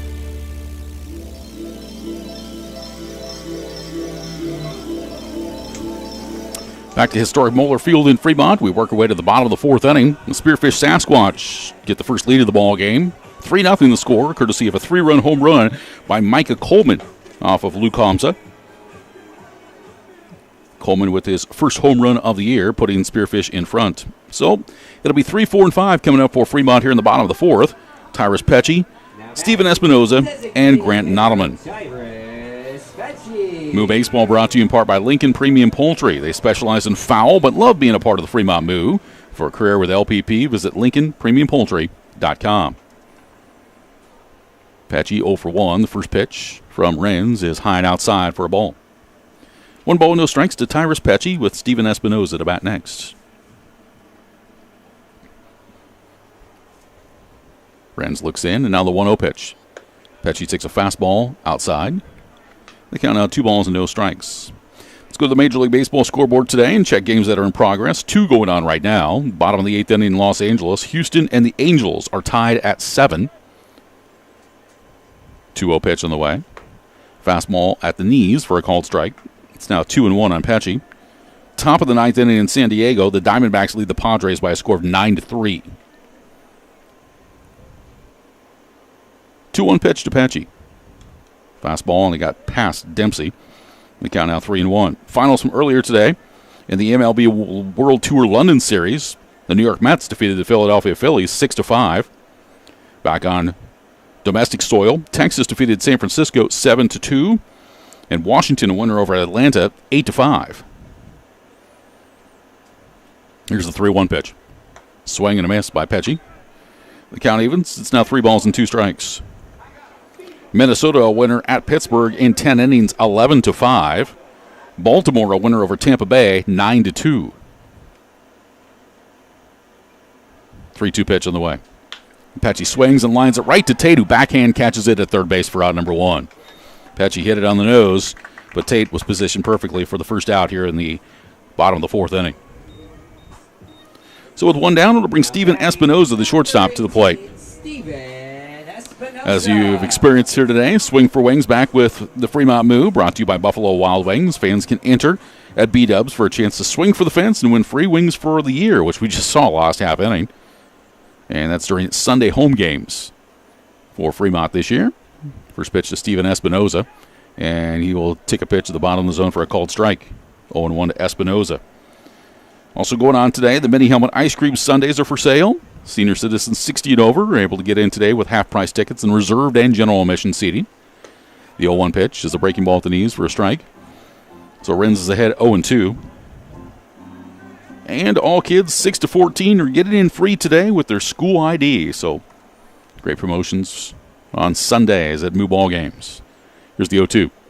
Fastball misses low and away. The count now 1 ball and 2 strikes on Stephen Espinoza with Grant Nottleman to bat next. 1 out, nobody on, bottom of the 4th. Spearfish leading 3-0. The wind and the 1-2 pitch. Espinoza reaches out and taps it. Charging off the mound is picked up. The throw to first will not be in time. That'll be a base hit. So Espinoza dribbled it, but was able to beat it out on that tough attempt by Renz coming off the mound. And then Fremont's got a base runner with 1 down here in the 4th. So that'll bring to the plate the left fielder, number 13, Grant Nottleman. Nottleman's 0 for 1, struck out swinging his first time around. Sasquatch up 3-0 here in the bottom of the fourth inning. Stretch in the first pitch. Nottman swings and hits it in the air. Foul ball. That slices out of play down the left side. No balls and 1 strike. Other Major League Baseball finals today. The Cubs winners over the Reds by a final score 4-2. Cleveland wins again. The Guardians down the Marlins 6-3. And Detroit the winner over Milwaukee 10-2. No balls, 1 strike. Turn and a throw to first. The runner's back. In 10 innings in Chicago, Boston defeats the Chicago White Sox 6-4. In 10 innings in Kansas City, Seattle a winner over Kansas City 6-5. No balls and 1 strike on Nottman. The pitch. He swings and pops this one in the air. Shallow center field. Green coming on. Can't get to it. And then it bounced past him. It'll be picked up by the left fielder. And then the throw will come in. And runners will be at the corners. So, it'll be a base hit for Grant Nottman. Fans, welcome to the plate. And Espinoza down to third. Carson Burnett. So that's going to bring to the plate first baseman Carson Barnett. Burnett 0 for 1, struck out looking his first time. Second straight in the move, get a runner in scoring position. See if they can capitalize. 1 out here in the inning. Moo trail 3-0 here in the bottom of the fourth. Stretch by Renz. And the pitch. Burnett takes a fastball for a called strike. No balls and 1 strike to Carson Burnett.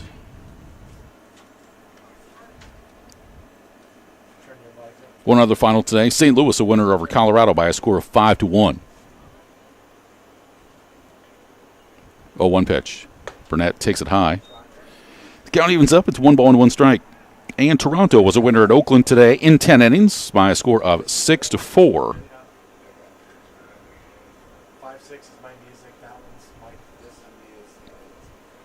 1 ball and 1 strike on Carson Burnett. Next pitch. Swung on, hit left side, through the hole, base hit. That will score Steven Espinoza, and the Moo are on the board. It's now a 3-1 ball game. So Carson Burnett drives in his 4th run of the year, singling through the left side. Grant Nottman stops at second base. And let's see if this can build some momentum here for Fremont.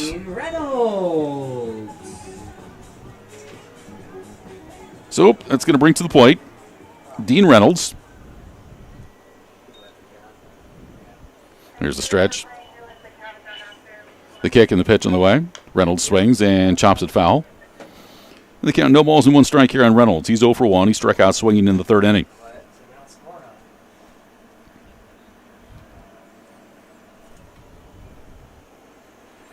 No balls and 1 strike. Here's a stretch by Renz. The 0-1 in the way. Reynolds has to spin away from that pitch that was high and tight. And the count now goes to 1 ball and 1 strike. 3-1 the score. The hits are even up now at 4 apiece.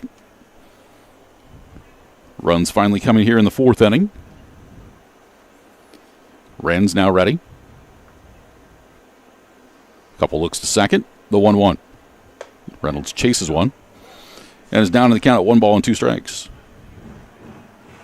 The Memorial Golf Tournament in Dublin, Ohio complete. Scotty Scheffler does it again, winning his 5th tour victory before July, as he finished with an 8-under score here today. He was able to hold on for the win. 1 ball and 2 strikes on Reynolds. Next pitch. Fastball high and inside. The count evens up now at 2-2.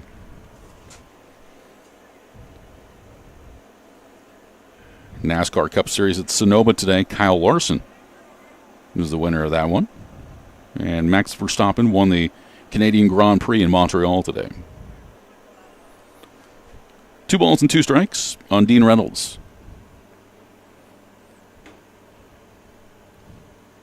Renz ready, the 2-2. Reynolds swings and misses for strike 3. So that is the second out, and that is the 4th strikeout for Jackson Renz. And with 2 down in the inning, that's going to bring to the plate Moo second baseman Isaac Bonner. The second 2nd baseman, Isaac Bonner. So here's Bonner stepping to the plate. He singled his first time around. Runners remain at first and second with 2 outs. Renz kicks and delivers. That pitch is high. 1 ball and no strikes to Isaac Bonner with Trey Brooks to bat next. Nottman at second base. Burnett is at first. Burnett driving in the run to get Fremont on the board. Renz is 1-0. That fastball is high and outside. The count now 2 balls and no strikes on Isaac Bonner.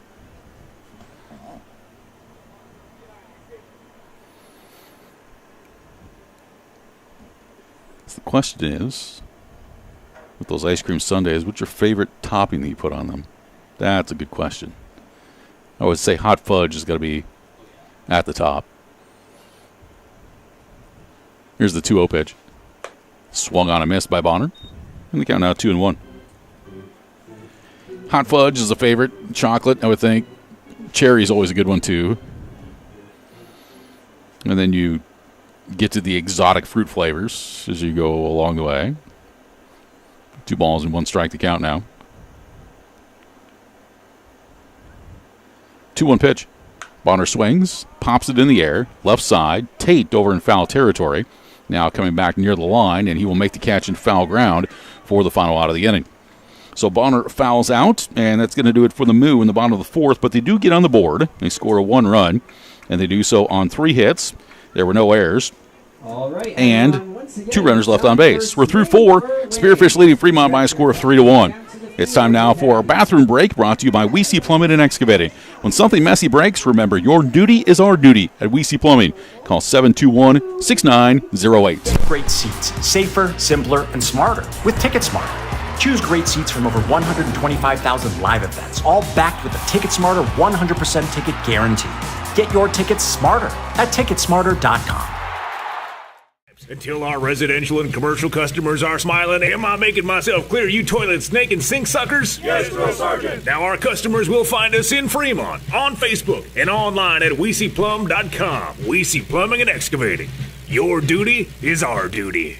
Play in the Nebraska Lottery today for your chance to win.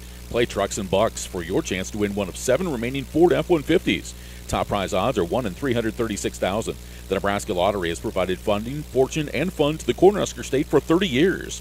The Nebraska Lottery has also given back $978 million to Nebraska through education, wildlife habitats, and the Nebraska State Fair. Stop by a local retailer and pick up a ticket for one of your favorite games today. The Nebraska Lottery. Must be 19. Please play responsibly.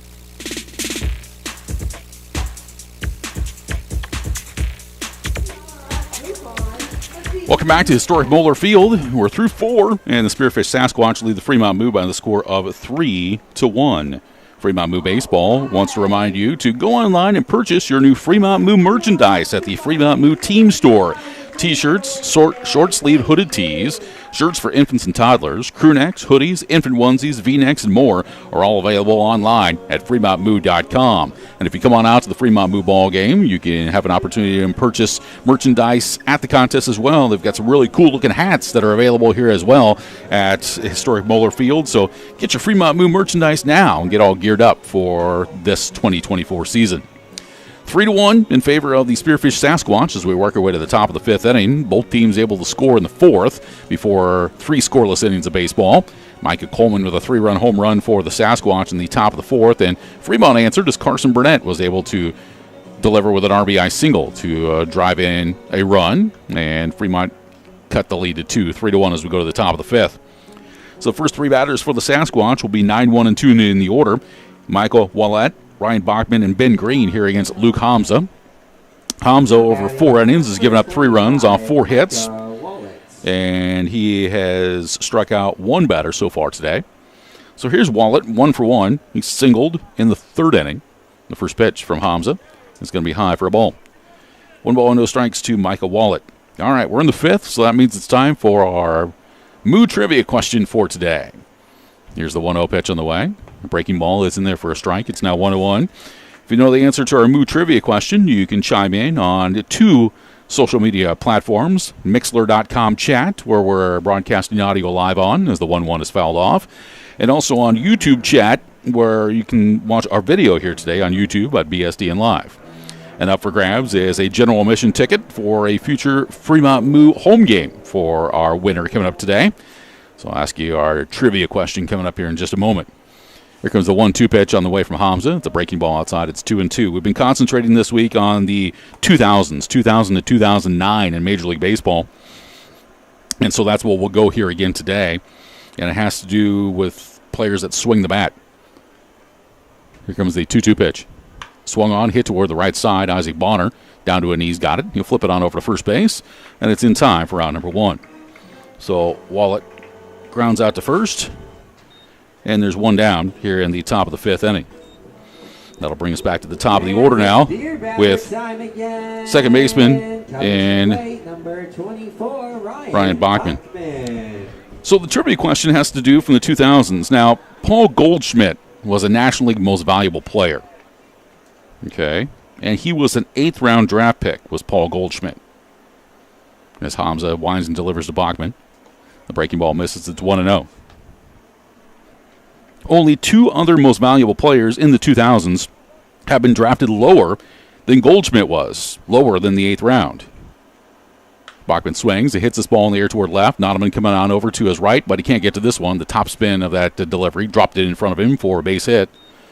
So Ryan Bachman singles with one down here at the top of the 5th, giving the Sasquatch a base runner, and that'll bring up center fielder Ben Green. So other than Paul Goldschmidt as an MVP, only 2 other most valuable players in the 2000s have been drafted lower. One was Albert Pujols. I need to know who the other one was. Who was the other MVP other than Albert Pujols that was drafted lower than the 8th round in which Paul Goldschmidt was drafted? First pitch to Ben Green, swung on a missed. No balls and 1 strike. So, who was an MVP in the 2000s, other than Albert Pujols, that was drafted lower than the 8th round? This ball's bounced right back to Hamza. He'll flip it on out to Espinoza for 1. Relay back to first in time for the double play. And Luke Hamza gets a pitcher's best friend. A ground-out double play to end the inning as Green hits into the 1-6-3 twin killing. So that's going to do it for the Sasquatch. And at the top of the 5th, in the 5th for Spearfish, no runs, 1 hit, no errors, and nobody left. We're midway through our contest today where Spearfish is leading Fremont by a score of 3-1. We return to historic Moeller Field after we take a timeout. This is Fremont Moo Baseball. Welcome to Fremont and Dodge County, where we invite you to play, shop, stay, and eat. Dodge County is where your next outdoor adventure is at your fingertips. Did you know that downtown Fremont is also known as the antique capital of Nebraska? Fremont and Dodge County also has many fine hotels, campgrounds, and RV parks to suit any needs. We invite you to come and see why downtown Fremont has been named the most charming downtown in Nebraska by USA Today.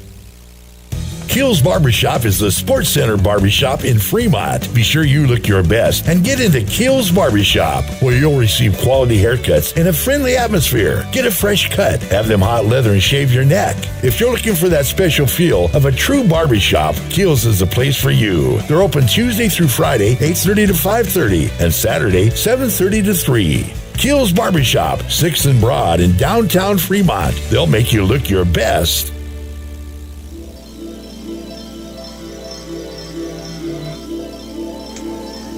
We work our way to the bottom of the 5th. The Spearfish Sasquatch with a 3-1 lead over the Fremont Moo, as Fremont will have the 9-1 and 2 batters coming to the plate. Trey Brooks, Josh Blount, and Bridger Coleman. I want to take the opportunity to thank fine sponsors of Fremont Moo Baseball this season. They include Raising Cane's, Tommy's Express Car Wash, Buffalo Wild Wings, Extreme Outdoor Power, La Hacienda, Super 8 of Fremont, Windstar Bus Lines, Keel's Barbershop, Methodist Fremont Health, The Door, and the Nebraska Lottery. This is a portion of our list of fine sponsors for Fremont Moo Baseball during the 2024 season. Trey Brooks at the plate against Jackson Renz. Renz scattered 4 hits over 4 innings, and the first pitch misses outside for a ball, 1-0. Getting back to our trivia question, I needed to know in the 2000s which National League, which baseball most valuable player, as this pitch is fouled off, it's 1-1, which MVP in the 2000s, other than Albert Pujols, was drafted lower than the 8th round. And when I mean that would be like 9th, 10th, 11th, 12th, lower. So here are your multiple choice question answers. Here comes the 1-1 pitch. And that hit Brooks. So Brooks hit by the pitch, and he will make his way down to first base and lead off batter aboard for Fremont here in the bottom of the 5th inning. And that'll bring up right fielder Josh Blount. Okay, your multiple choice answers. Is it Josh Donaldson, Ryan Howard, Jeff Kent, or Dustin Pedroia? Josh Blount. Which most valuable player, other than Albert Pujols in the 2000s, was drafted lower than the 8th round? Josh Donaldson, Ryan Howard, Jeff Kent, or Dustin Pedroia? Chime in on Mixler Chat or YouTube Chat, and our winner will get a general admission ticket to a future Fremont Moo ballgame. Josh Blount at the plate. And this pitch in the dirt, bounces around, and down to second base will go Trey Brooks on the wild pitch. That one in the dirt and bounced straight up in the air. So Fremont's got a runner in scoring position here with nobody out.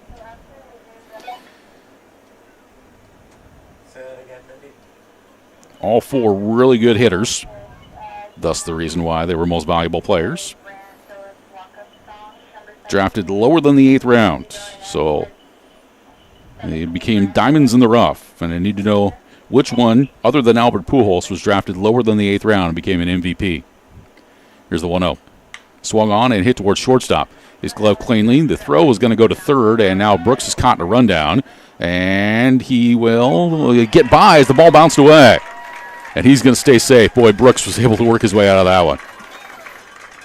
So that will be a fielder's choice. And everybody's safe in the play. And Fremont's got runners at first and second with nobody out. And that's going to bring Justice Scott out of the dugout, and he's going to make a pitching change. So that's going to do it for Jackson Wrens. And so in this pitching change, let's get to our Moo mid-game interview. Earlier this week, I was able to catch up with a Moo right-handed pitcher from Skyline College at Auckland, New Zealand, Luka Vukcevic, and I was able to chat with him about baseball. Our mid-game interview continues. We're joined by Luka Vukcevic, who joins us, and you've had an opportunity to get on the mound a little bit here for the Fremont Moo, and from Skyline College to talk about what it's been like getting acclimated to playing college summer league baseball and the atmosphere, what it's like. Yeah, I mean, it's definitely very different to college. Just the kind of mental thought of being on the mound is really different from college. It's more, not so relaxed here, but definitely in a really good environment, and definitely being with the Moo, it's been really comfortable and really enjoyable just being on that mound yesterday, and can't wait to come back again and throw back on the mound. Awesome. Well, the biggest question everybody has is how does somebody from Auckland, New Zealand get to Skyline College and then the Fremont, Nebraska? Talk about that. Oh, wow, that's a long story. So basically back in New Zealand, we had a guy come over trying to play in the Australian Baseball League, and he knew a bunch of guys that coached at Skyline and put me in contact with them. So a few calls with them, and kind of just really like the college. You know, the coaches definitely care about you, and they want to do right by the players. So that's really what interested me in the school. So, you know, it's just a no-brainer. Yep, sounds like you're having a good experience then. Definitely, I'm really enjoying it here. It's nothing like I'd imagine. It's best time right now. In the summer, you got a Skyline teammate here with you, right? Yeah, Dylan Brandenburg, who I'm sure you've interviewed before. Yeah. So it's really nice coming over to the middle of the country with someone I know and meeting everyone. It's been really nice. Have you played baseball your entire life, or have you played other sports too? I've played a majority of a lot of other sports. I started playing baseball when I was 7, but I've been around quite a lot. I played basketball, hockey, snowboarding, soccer, a lot of different sports. Very good. At Skyline, what have you been studying in school? Economics. Okay, very good. Economics mainly, and yeah, it's been economics and baseball. Outstanding. Luka Vukcevic joining us. Good luck the rest of the year. Great, thank you very much. Good conversation with that young man in our Moo mid-game interview. All right, pitching change here for the Spearfish Sasquatch is coming in is Cole Krieber. He is a 5'8", 175-pound right-hander from Whitman College out of Omaha. He takes over for Jackson Wrens, and he's going to begin things against Bridger Coleman. Krieber has worked 3 2/3 innings this season. This is his 4th appearance all out of the bullpen. He is 0-1 in the year. As he will get ready to deliver the first pitch to Bridger Coleman, and it's a breaking ball, and it's in there for a called strike. No ball and 1 strike to Bridger Coleman. Krieber has given up 8 hits, 6 runs, all earned. He has struck out 2 and walked 7. The ERA is a lofty one at 14.73. 3-1, Spearfish with the lead. We're in the bottom of the fifth inning. Runners at first and second, nobody out. The 0-1 pitch to Coleman is a breaking ball that drops in there for a strike, a curveball. And so Krieber is ahead in the count now at no balls and 2 strikes. 0-2 on Bridger Coleman with Tyrese Pecci to bat next. Fremont's got something brewing here with a couple runners on and nobody out. Krieber's next pitch. Coleman swings and misses as he was out in front for strike 3. So Krieber comes in and gets a strikeout, and there's one down here in the bottom of the fifth inning. That'll bring to the plate the designated hitter Tyrese Pecci, who's 0 for 2. Back once again to our trivia question. You can chime in on Mixler.com chat or YouTube chat. Paul Goldschmidt, a National League MVP, was a former 8th-round draft pick. Only 2 other MVPs in the 2000 have been drafted lower. One was Albert Pujols. I need to know who the other one was. There's a breaking ball that misses high and inside for a ball. It's 1-0. Was it Josh Donaldson, Ryan Howard, Jeff Kent, or Dustin Pedroia? Tell me he was drafted lower than the 8th round. If you're right, you get a general admission ticket to future Moo game. The 1-0. Swung on and hit in the air towards center field, and this is going to drop in for a base hit. And the runner coming around third is going to be held up. Boy, that was very, very close to obstruction down there at third base as Ben Tate was stepping right on top of the third base bag as Brooks was trying to round it. But there was no contacts. And on that base hit, the Moo had the bases loaded. It's Tyrese Pecci singles. The shortstop, Steven. So the bases are loaded with one down. And that's going to bring to the plate shortstop Steven Espinoza. Espinoza 1 for 2, singled and scored last inning. So let's see if the Moo can climb closer here. The pitch from Krieber is swung on. It's a bouncing ball foul off the right side. No balls and 1 strike to Steven Espinoza with Grant Nottleman to bat next. Again, 4 really good hitters to choose from. And our trivia question, lower than an 8th-round draft pick that became an MVP in the 2000s. Donaldson, Howard, Kent, or Pedroia? The 0-1. Breaking ball down low. It's now 1-0.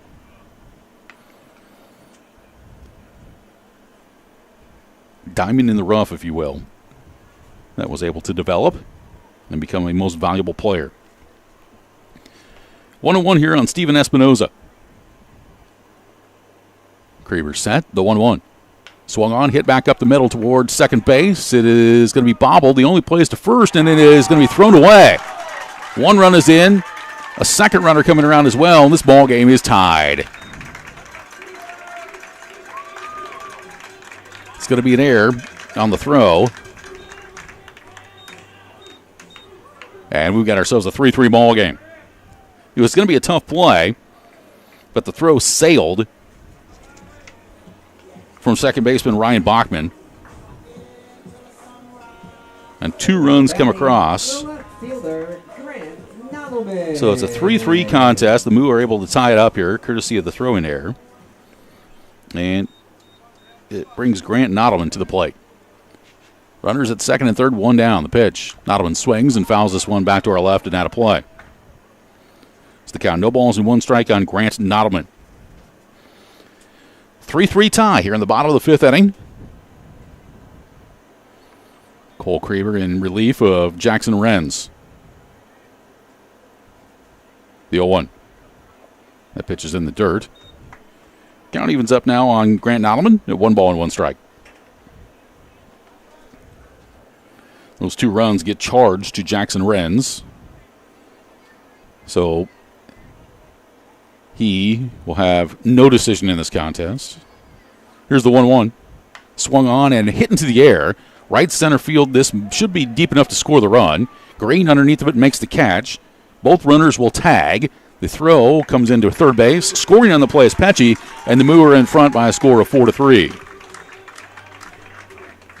Sacrifice fly by Grant Nottleman to center field. Brings in Pecci. Now batting number 20. And a runner at third with 2 down. Burnett. And that's going to bring to the plate now first baseman Carson Burnett. So Fremont with its first lead of the day. Coming back from 3 down now to take the lead at 4-3. First pitch to Burnett. He swings and misses at a cutter. No balls and 1 strike. on Burnett.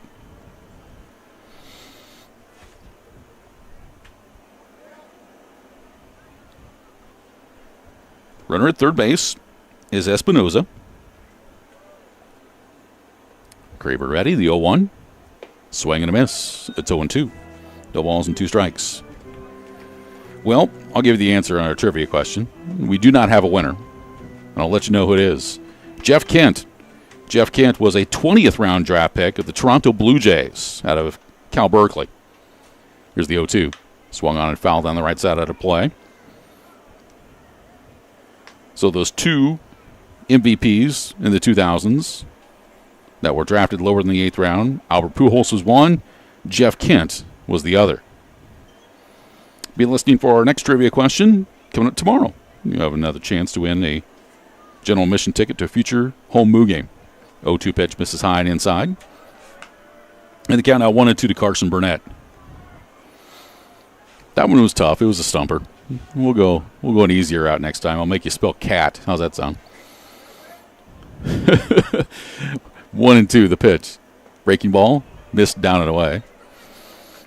The count evens. 2 balls and 2 strikes on Burnett. 3 runs are in.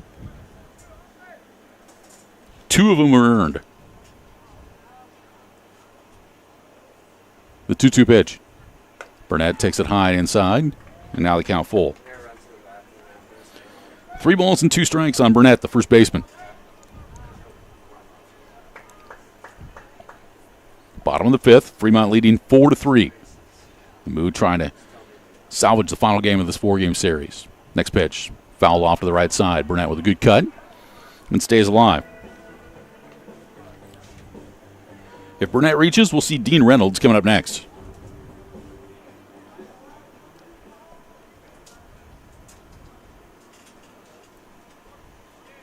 Cole Kraber's got his sign, and the 3-2. And Burnett takes a breaking ball and drops in there for called strike 3. Nice pitch. So Burnett caught looking, gets his second strikeout, and that's going to do it for the Moo in the 5th. However, Fremont battles to come back and take the lead. They score 3 runs and do so on 1 hit.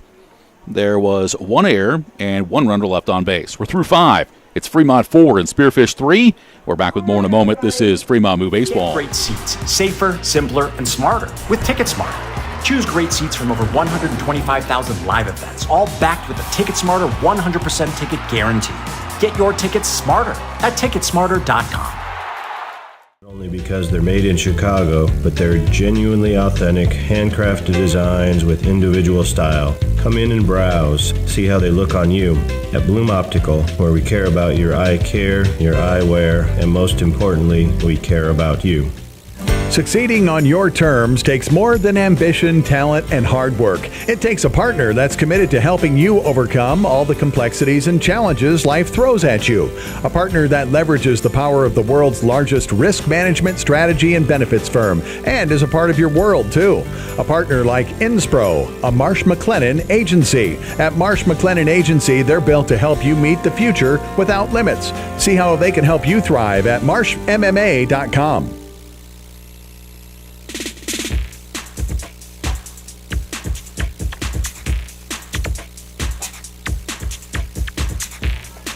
Back at historic Moeller Field in Fremont, we're working way to the top of the 6th. The Fremont Moo have jumped in front as they lead it now by a score of 4-3 and got a new pitcher in the ball game here for the Fremont Moo. This is number 17, Brant Phillips, 6'3", 200-pound right-hander from right here in Fremont, who plays his college ball at Hutchinson Community College.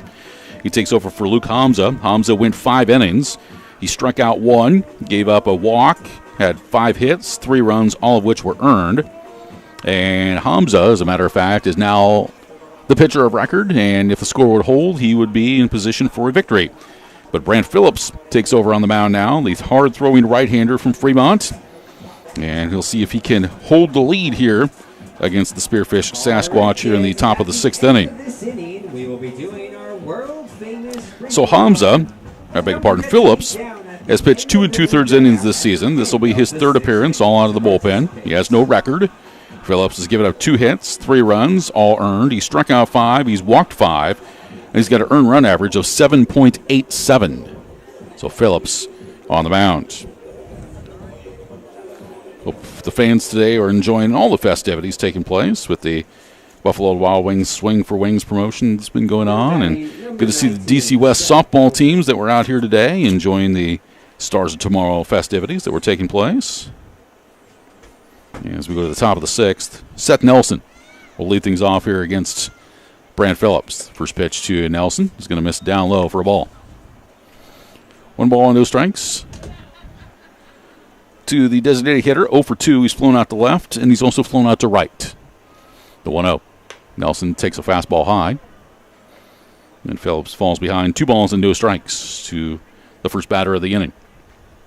So now it's turned over to the bullpen pitchers to have a factor in this one predominantly. Here's the 2-0. Fastball, and that hit him. That got away, and it hit Seth Nelson. So Nelson reaches on the hit by pitch. And yes, he got clipped on the side. He's down to first base, and that'll bring Kyle Finn now to the plate. Finn 1 for 2. Doubled and scored in the 4th inning. Runner first, nobody out. First pitch to Finn. Fastball the one away. There are positives to Brant Phillips' game. The fastball is above average, but what has doomed him and caused him stress is that his control is not where it needs to be yet. The 1-0 was swung on and hit in the air right side and fouled out of play. It's now 1 ball and 1 strike to Kyle Finn. If Brant can control his pitches and control the strike zone, young man's going to have a lot of success. And this is what this summer is about for him, to try to develop that. Here's the 1-1. Swung on and fouled off to the right side. And the count, 1 ball and 2 strikes here on Kyle Finn. Played first base for the Sasquatch here this afternoon and early evening. Spearfish has won the first 3 games in the series, 9-8 in 11 innings. On Thursday, rained down on Friday, doubleheader yesterday. Spearfish winning 11-1 and 6-1. The stretch, the 1-2. Swung on a foul back, and the count remains 1 ball and 2 strikes.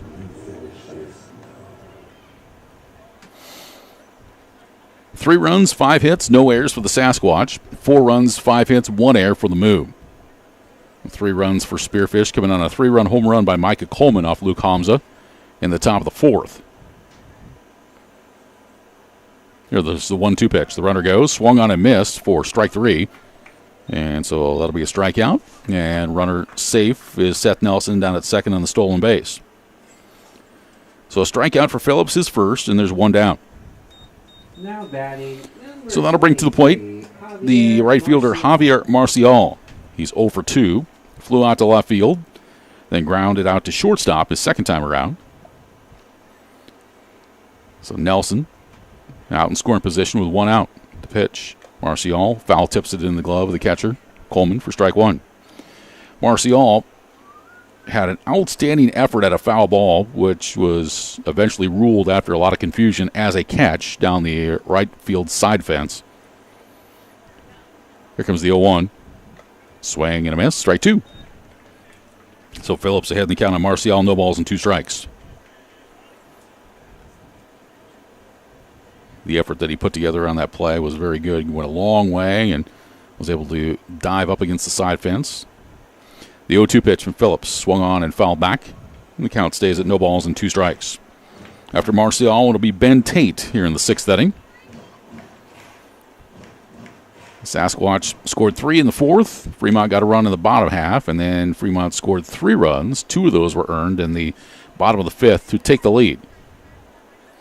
No balls and 2 strikes. Next pitch, off speed outside.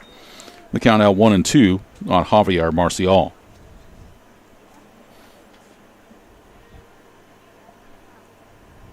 Make sure you make your plans all week long this upcoming week. To be back here at Moeller Field every night, Monday through Friday. The 1-2, runner goes. Ball is going to be swung on and bounced to shortstop. Espinosa got it. Throws from the outfield grass, and it is not in time.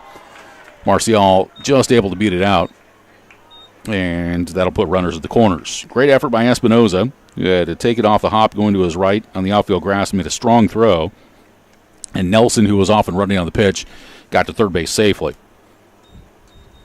So the Sasquatch have runners at the corners with one down. And that's going to bring to the plate third baseman Ben Tate. Tate is 1 for 2. First pitch. Breaking ball, and it's in there for a strike. Actually, he's 1 for 1, I beg your pardon.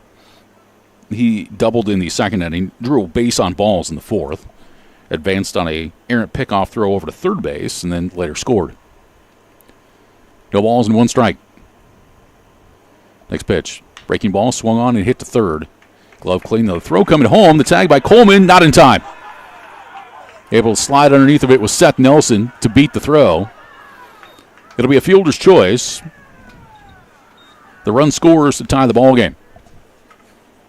Coming home immediately with it on it was Dean Reynolds to throw it home. The throw was just a bit high, and Bridger Coleman had to slap the tag down to try to get to Nelson, but his foot just got in underneath the tag attempt. So Ben Tate will get an RBI in that fielder's choice, and that ties the score at 4. That'll bring Micah Coleman to the plate. First pitch to Coleman is in there for a strike. Coleman put the Sasquatch in front in the fourth when he hit a 3-run home run off Luke Hamza on a 1-1 pitch. 4-4 tie now on the top of the sixth. Runner from second goes, breaking ball, and the throw on down to third. Everybody's safe. Phillips is not doing a very good job of keeping an eye on the base runners here. So a double steal.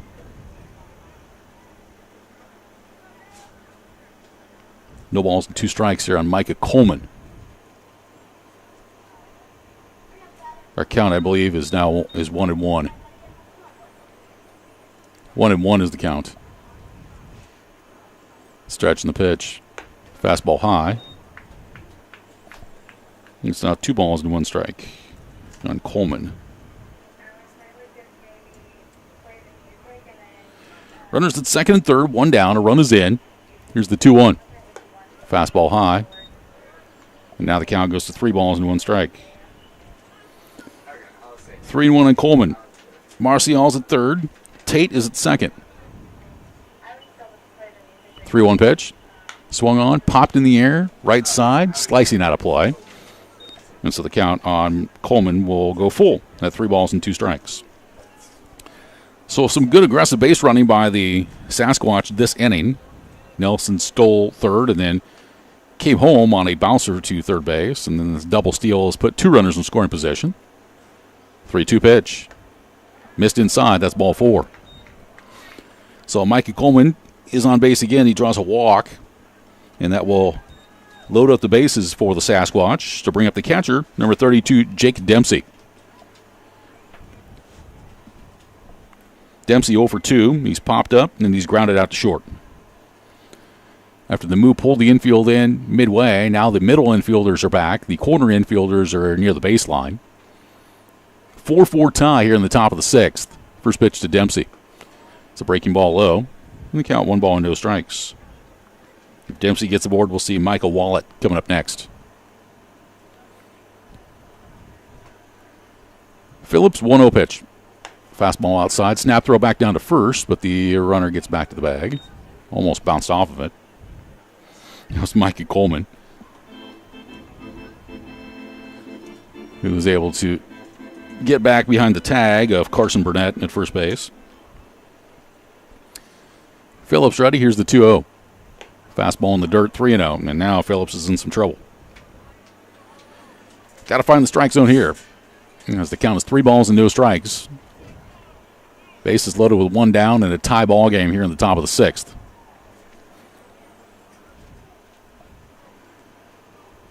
The stretch in the 3-0. There's a fastball in there for a strike. So now 3-1. Let's see if Phillips can come back with that heater again and try to challenge Dempsey. 3-1 on the way. That fastball's outside, ball 4, and that'll push across a run. So, second straight walk given up by Phillips. RBI for Dempsey, scoring Marcial. And after the Moo took the lead in the bottom of the fifth, Spearfish grabs it right back. 5-4 in favor of Spearfish here in the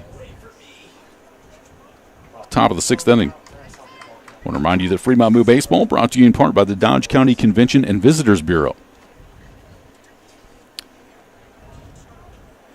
Here's Micah Wallet. He's 1 for 2. First pitch, swung on and fouled off to the right side out of play.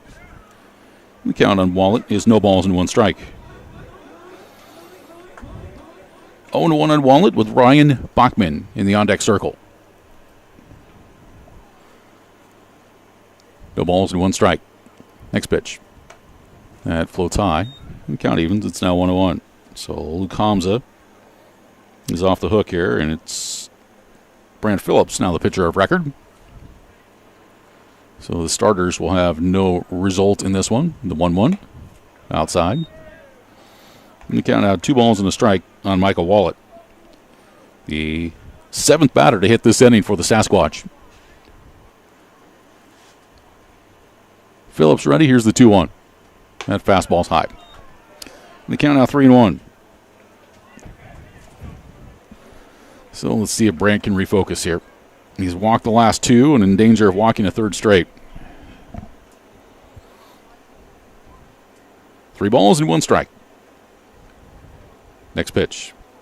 Swung on a miss, or swung on and fell back. It's the count full on Michael Wallet, 3-2. So Wallet was zoned in here to see if he got something right over the heart of the plate. Took a good cut, but couldn't square it up. 3-2 the count. Next pitch. Swung on, hit in the air to left. Nottleman coming in, and he will make... Oh, he dropped the ball. He dropped it.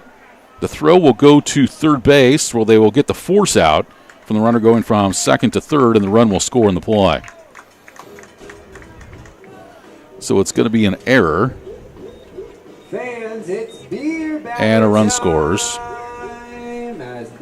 And there are 2 down. Ryan Bachman comes to the plate.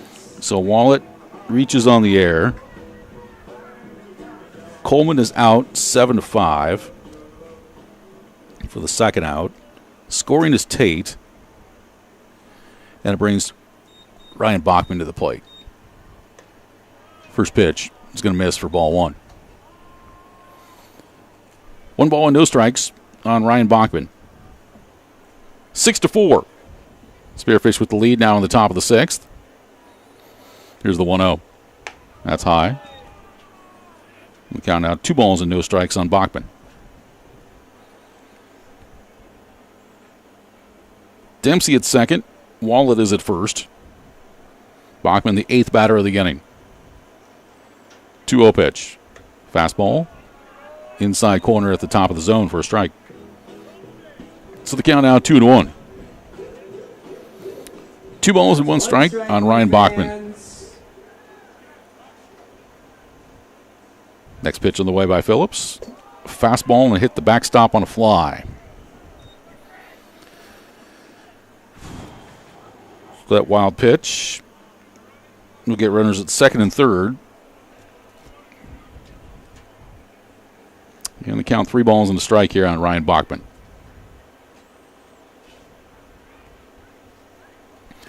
Now Spearfish a prime opportunity to try to crack this open if Bachman can deliver. Here's the 3-1. Swung on and popped in the air right side. Burnett's going to give chase down the right field line. Coming in is Blount near the line from right field, and he will make the catch for the final out of the inning. So Bachman flies out, and that'll do it for Spearfish in the 6th. But they sent 8 batters to the plate, scoring a total of 3 runs, and doing it on 1 hit. There was 1 error, and there were 2 runners left. We're through 5.5. 6-4, the Sasquatch with the lead. More coming up in a moment. This is Fremont Moo Baseball. You've already built something incredible. When you're ready to elevate your business even higher, you need a partner who can give you a platform for scale and even greater success. A partner with the strength and resources of the world's largest risk management, strategy, and benefits firm. A partner committed to building a network of accomplished brokers in your community. A partner like Inspro, a Marsh McLennan agency. See how they can help your business go further at marshmma.com. Fremont Hy-Vee is proud to sponsor local sports, and they know that you fans love your meat. Hy-Vee has all your favorites at the best prices right now. Hy-Vee Choice Reserve Steaks. Always low prices on your favorite flavor of brats. Boneless, skinless chicken breasts, chicken grillers, America's pork chops for the grill, and the best cuts of salmon and seafood. Shop online right now. Go to HyVeeIslesOnline.com and place that order. Your Fremont Hy-Vee, proud to be a part of local sports.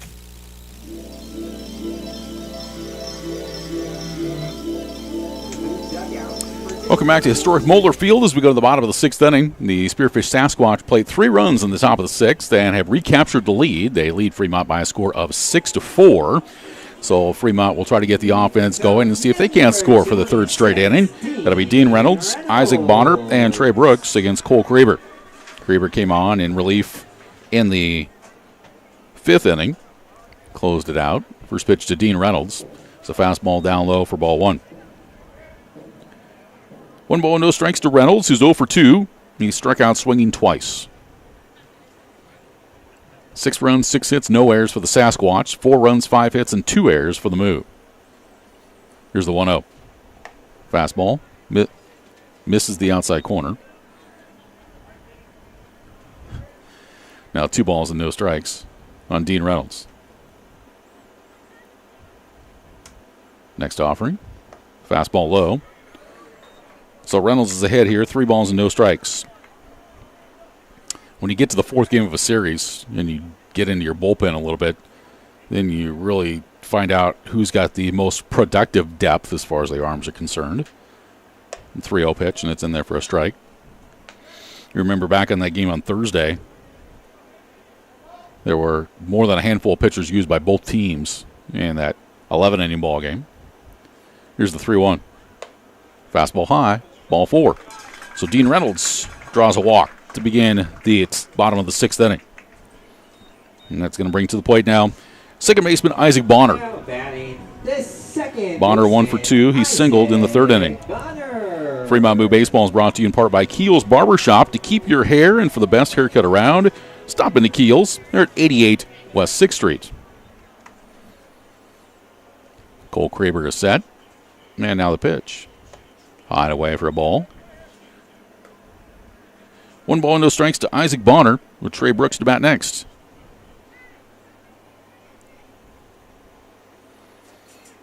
Kreber looks on over to first. Now he's got the sign and the pitch. Bonner swings and bounces this one foul down the first base side. The count evens up to Isaac Bonner at 1-1. After trailing 3-0, going to the bottom of the 4th, the Moo scored 1 and then plated 3 in the bottom of the 5th to take the lead. The Sasquatch got those 3 runs right back in the top of the 6th inning. The count here on Isaac Bonner, 1 ball and 1 strike. Here's a stretch. And now the 1-1. That's high and outside for ball 2. 2 balls and a strike to Isaac Bonner, the 8-hole hitter for Fremont.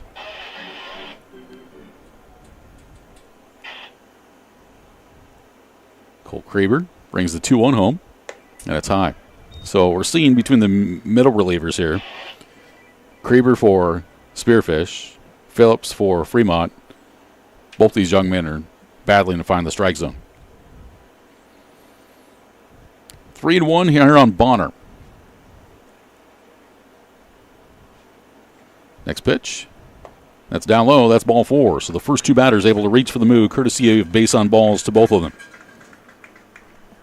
And Justice Scott is going to ask for time here and make a trip on out to the mound. Center fielder Trey. So we'll see if this is a encouragement conversation or a change.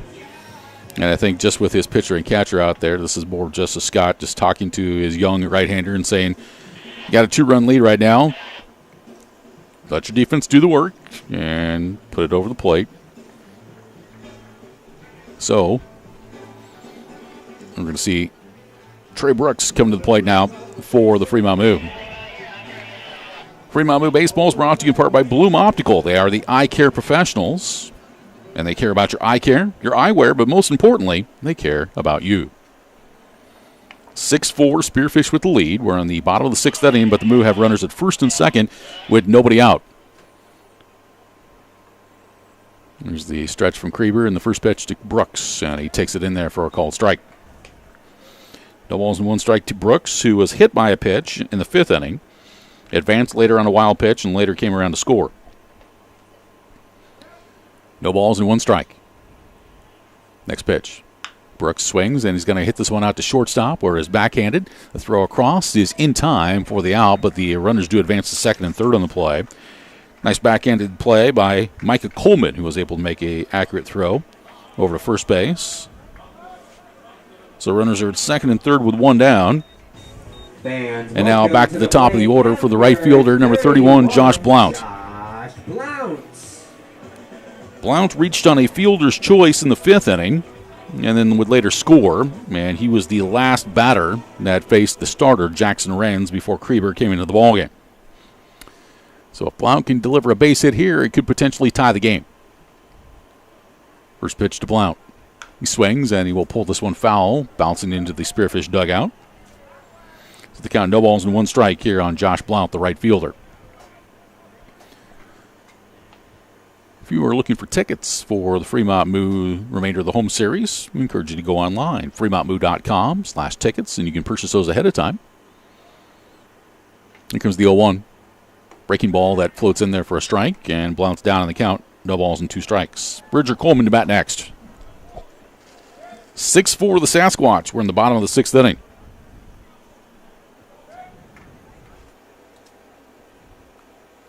Krieber, after bending over, getting the sign, delivers, and that pitch sails high. So it's 1 ball and 2 strikes on Josh Blount.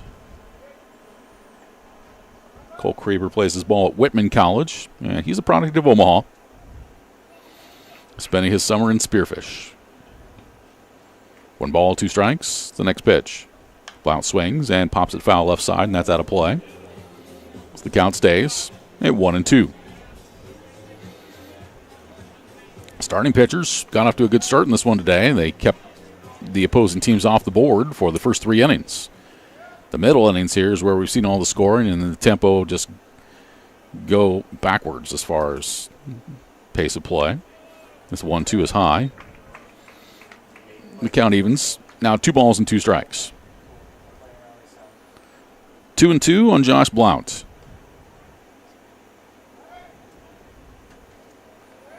Krieber hands together as he comes set, and the pitch. And Blount takes it high. It's now full. One thing we said last year about Blount when he played for the Moo, and can say it again this year, is that he has a good eye at the plate. You will rarely see him strike out looking. And many times he draws a base on balls to find a way to get on base. Let's see what develops here as it's 3-2. The pitch. Blount swings and fouls it back. Stays alive. Moo fans, let's get loud. Josh played most of the season for the Moo last year. Departed with a couple weeks left to go in the season. But good to see him come back. Spend another summer with the Moo. The stretch, the 3-2. Blount swings and misses for strike 3. As that ball is in the dirt, the throw will have to go down to first base, and Finn will take the low throw and step on the bag to record the strikeout. So another strikeout here for Cole Krieber. That's his 3rd. And there are 2 down here in the bottom of the 6th inning.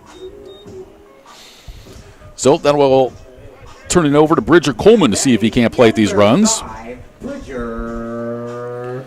Coleman is 0 for 3. He's lined out to the pitcher, head into an ending fielder's choice, and he's also struck out swinging. And the strikeout was against Krieber back in the 5th inning. Here's the pitch. Breaking ball, missed the outside corner, ball 1. 1 ball and no strikes on Bridger Coleman. Tyrese Peccia waiting on deck. 6-4 Spearfish. Moo got runners at 2nd and 3rd with 2 down here in the bottom of the 6th. Comes the 1-0. That pitch is outside. And we count now 2 balls and no strikes on Bridger Coleman. Light breeze as the American flag fluttering in center field. Stars and stripes looking sharp, as they always do. Krieber ready. Now the 2-0. Coleman swings and rips this one fair inside the third base bag. It's down into the corner. That will score both runs to tie the ball game. And Bridger Coleman is on his way to second with a 2 RBI double, and we're tied at 6. Fans, that great cut by Bridger. So Bridger Coleman with an RBI double, his 8th run batted in this season. And he's able to deliver there, and that's what walks will do. They'll come back and haunt you. Both those runners coming across the plate. And we've got a pitching change, so that's going to be it for Cole Creever. We'll have a new pitcher coming in here for Spearfish. We'll tell you all about him after we take a timeout. 6-6 ball game in the bottom of the 6th with 2 down and a runner at second. More coming up in a moment. This is Fremont Moo Baseball. Hacienda Mexican Restaurant, your favorite family-owned restaurant, is offering their Family Taco Pack special. Right now, feed the whole family with 12 tacos, rice, beans, chips, and salsa for only $38. Be sure to check the back of your Fremont Moo tickets for a Moveless discount at La Hacienda. You can get a Family Taco Pack anytime. La Hacienda, 3140 Elk Lane. Call in your Family Taco Pack at 402-721-9909 or order online at lahaciendafremont.com. They cater too. Looking for a nice place to go? A place that's rich with tradition, great service, and atmosphere? A fantastic place where you can go and still carry on a conversation. Maybe shoot a game of pool and enjoy one of the best jukeboxes in town. Silver Dollar is one of the finest places for adult libations at reasonable prices. Join the Silver Dollar family and enjoy, but you need to be 21 or older. See y'all soon, and remember, not everything that glitters is gold, but we're pretty sure it's probably silver at the Silver Dollar, 18th and Bell Street in Fremont.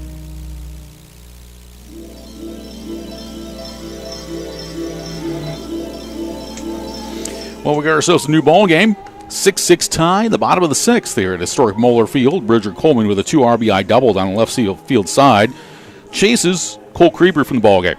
And the third pitcher for Spearfish today will be number 15, Michael Casillas.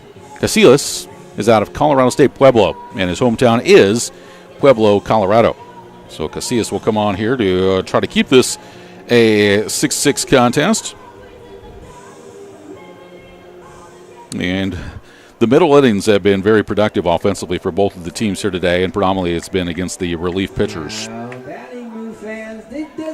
So Michael Casillas coming on, and this will be his first appearance of the year. The first time that Casillas throws for the Sasquatch is in this spot. As Tyrus Petchy comes to the plate, he singled and scored his last time around. Casillas' first pitch. It's a breaking ball, and it misses outside for ball 1. 1 ball and no strikes. And Tyrus Petchy. 1-0 pitch. Petchy takes it outside. And the count out 2-0. Seeing a couple players making their season debut for Spearfish today. Dempsey, the catcher behind the plate, and now Casillas in this relief role for the Sasquatch. A 2-0 pitch. That fastball's high and outside. And the count now 3 balls and no strikes. No defense against the walk. That hurt Brant Phillips in the 6th. That hurt Cole Creever here in the 6th. And right now, Casillas in danger of getting hurt as well. 3-0. That's outside for ball 4. And that'll put runners at first and second with 2 down. And that'll bring to the plate shortstop number 18, Steven Espinoza. Espinoza's 1 for 3. He singled and scored a run in the 4th inning. In the 5th, he reached on an error by Ryan Bachman at second base.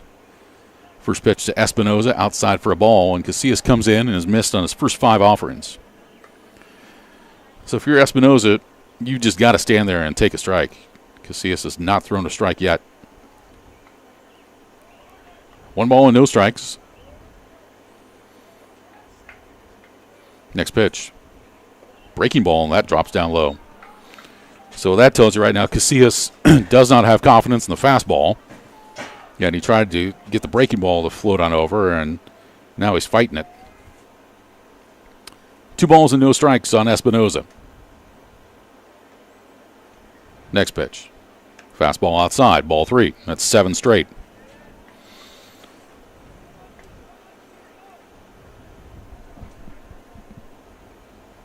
Espinoza looks on out to Casillas, the pitcher, and now squares back up in the batter's box. Casillas ready again, the 3-0. And that dropped down low, ball 4. So 8 straight balls thrown by Casillas. And with 2 walks, that loads up the bases with 2 down.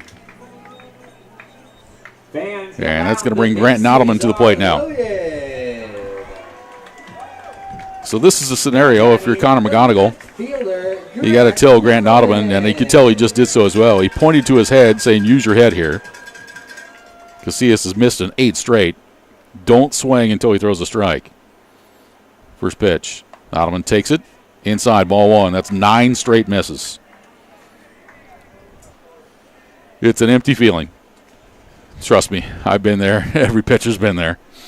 When you're fighting it and you can't find the zone. Here's the 1-0. And finally, he finds a strike. So Casillas delivers, and it's now 1-1. So now Grant Nottleman, if he sees one he likes, he's going to have a chance to put the Moo in front here. 1 ball and 1 strike on Nottleman. Next pitch. That's at the top of the zone, called strike 2. So 1-2 here on Grant Nottleman. Bases loaded, 2 down, bottom of the 6th inning, tied at 6. Here's the stretch by Casillas and the 1-2. And Nottleman takes it a little bit high. Didn't miss by much. The count evens, it's now 2-2. 2-2 on Grant Nottleman. Coleman at third, Petchy at second, Espinosa's at first. Here's the 2-2 pitch. Swung on and popped up. Left side, Ben Tate, the third baseman, calls for it near the cutout and makes the catch, and that will end the inning. So the Moo tie it, had the bases loaded, and could not take the lead as Nottleman pops up for the final out here in the 6th. But Fremont gets 2 runs, and they do it on 1 hit. There were no errors and 3 runners left. We're through 6, tied at 6. More baseball in a moment. This is Fremont Moo Baseball. Get great seats, safer, simpler, and smarter with TicketSmarter. Choose great seats from over 125,000 live events, all backed with a TicketSmarter 100% ticket guarantee. Get your tickets smarter at TicketSmarter.com. Christensen Lumber is their home run hitter for quality materials. More contractors and woodworkers will tell you Christensen Lumber is the best choice to find quality cuts of lumber. Since 1923, Christensen Lumber. It's where the pros go. 714 South Main, just past the left field wall at Moeller Field. Lincoln Premium Poultry is excited for Fremont Moo Baseball this summer. Hey, you're looking for a new opportunity? You can hit it out of the park with a job at Lincoln Premium Poultry. With a fantastic culture, great pay and benefits, and room for growth, Lincoln Premium Poultry is one of Fremont's best destinations for summer fun and employment. Just go to LincolnPremiumPoultry.com right now and check out all the job opportunities available.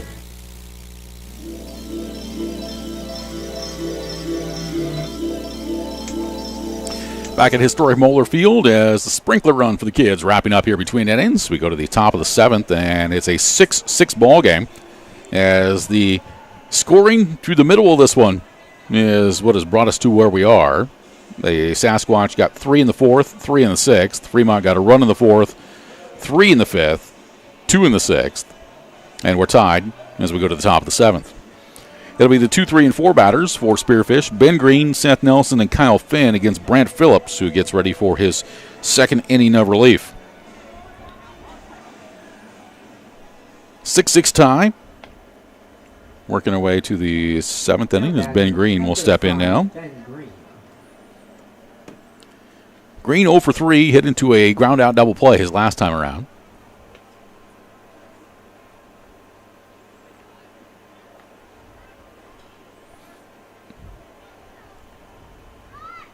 So Brant Phillips with his 2nd inning of relief gets ready. First pitch, swung on and pulled into right field, and that's a base hit. Green goes after the first pitch he sees and pokes it into right. He's got his first hit this evening, and the leadoff batter aboard. So that'll bring to the plate designated hitter Seth Nelson.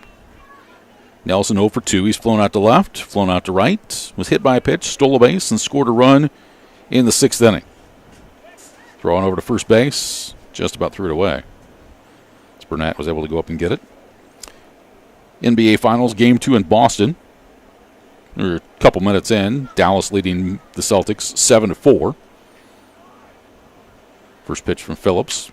Bounce back up to Espinosa. He'll step on second, pirouettes, throws, and this is going to sail high. So the Moo do get 1 run out of that. So Nelson reaches on the fielder's choice, and Green is out 6 unassisted for out number 1. So 1 down. Is that'll bring to the plate the first baseman, number 6, Kyle Finn. Now batting. Finn 1 for 3. Kyle He Finn. doubled and scored in the 4th inning. Key for the Moo there was to get the lead runner, which they did. Brant Phillips back to work onto the stretch. First pitch to Finn. Fastball is high, ball 1. 1 ball and no strikes. Super Regional Baseball action going on. The decisive game in the Knoxville Regionals in the bottom of the 3rd. Tennessee is leading Evansville 5-1. 1-0 pitch. That's high for a ball. They count out 2 balls and no strikes. Game 2 of the Bryan College Station Super Regional, top of the 2nd. Oregon on top of Texas A&M, 4-1. The Ducks are trying to get that Super Regional knotted at 1 game apiece. Phillips ready. 2-0 to Finn. Outside, ball 3. 3 balls and no strikes. Earlier today, Georgia defeated North Carolina State 11-2, so they'll play the 3rd game of that series to decide it in Athens tomorrow. Florida advances to the College World Series as this pitch is in there for a strike. It's 3-1. The Gators outlasted Clemson 11-10 in 13 innings. So Florida back in the College World Series. They were last year's runner-up. And a step off by Phillips. One other game going on in Super Regional tonight. Kentucky taking on Oregon State in the Lexington Super Regional. And Kentucky leads that series 1-0 as Phillips will miss with this pitch high and inside for ball 4. So Kyle Finn is aboard. Pushes Nelson down to 2nd. Runners at 1st and 2nd with 1 out. And that's going to bring right fielder Javier Marcel to the plate. But it looks like Connor McGonigal is making his way out of the dugout. He's looking down to the bullpen. And I believe he's going to make a change. So Brant Phillips' evening is done, and we'll see the 3rd pitcher of the ball game coming in for the Fremont Moo when we return. We are in the top of the 7th. Spearfish has runners at 1st and 2nd with 1 down, and it's a 6-6 ball game. We're back with more after we take a timeout. This is Fremont Moo Baseball. Gentlemen, here at WC Plumbing and Excavating, our customer's duty is our duty. Yes, Drill Sergeant. Now, you're Fremont's finest, and I want you people-pleasing plunger anglers to remember here at WC, we don't stop fighting clogged drains, low water pressure, frozen pipes, until our residential and commercial customers are smiling. Am I making myself clear, you toilet snake and sink suckers? Yes, Drill Sergeant. Now, our customers will find us in Fremont, on Facebook, and online at WeCPlum.com. WC Plumbing and Excavating. Your duty is our duty.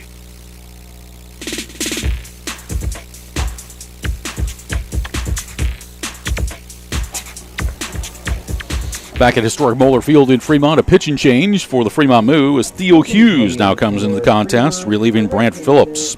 Phillips worked an inning and a 1/3 of relief, struck out 1. He ended up walking 3. Phillips gave up a total of 2 hits. And he has given up 3 runs and responsible for the 2 base runners that are up on the paths right now. So Theo Hughes comes into the ballgame, 6'5", 230-pound right-hander. His hometown is Stewart, Nebraska, and he plays his college ball at Nebraska Wesleyan University. So Theo Hughes coming on to try to keep this a 6-6 ball game here in the top of the 7th inning. Hughes has pitched 3 2/3 innings for the Moo this summer. This is his 3rd appearance. He has no record.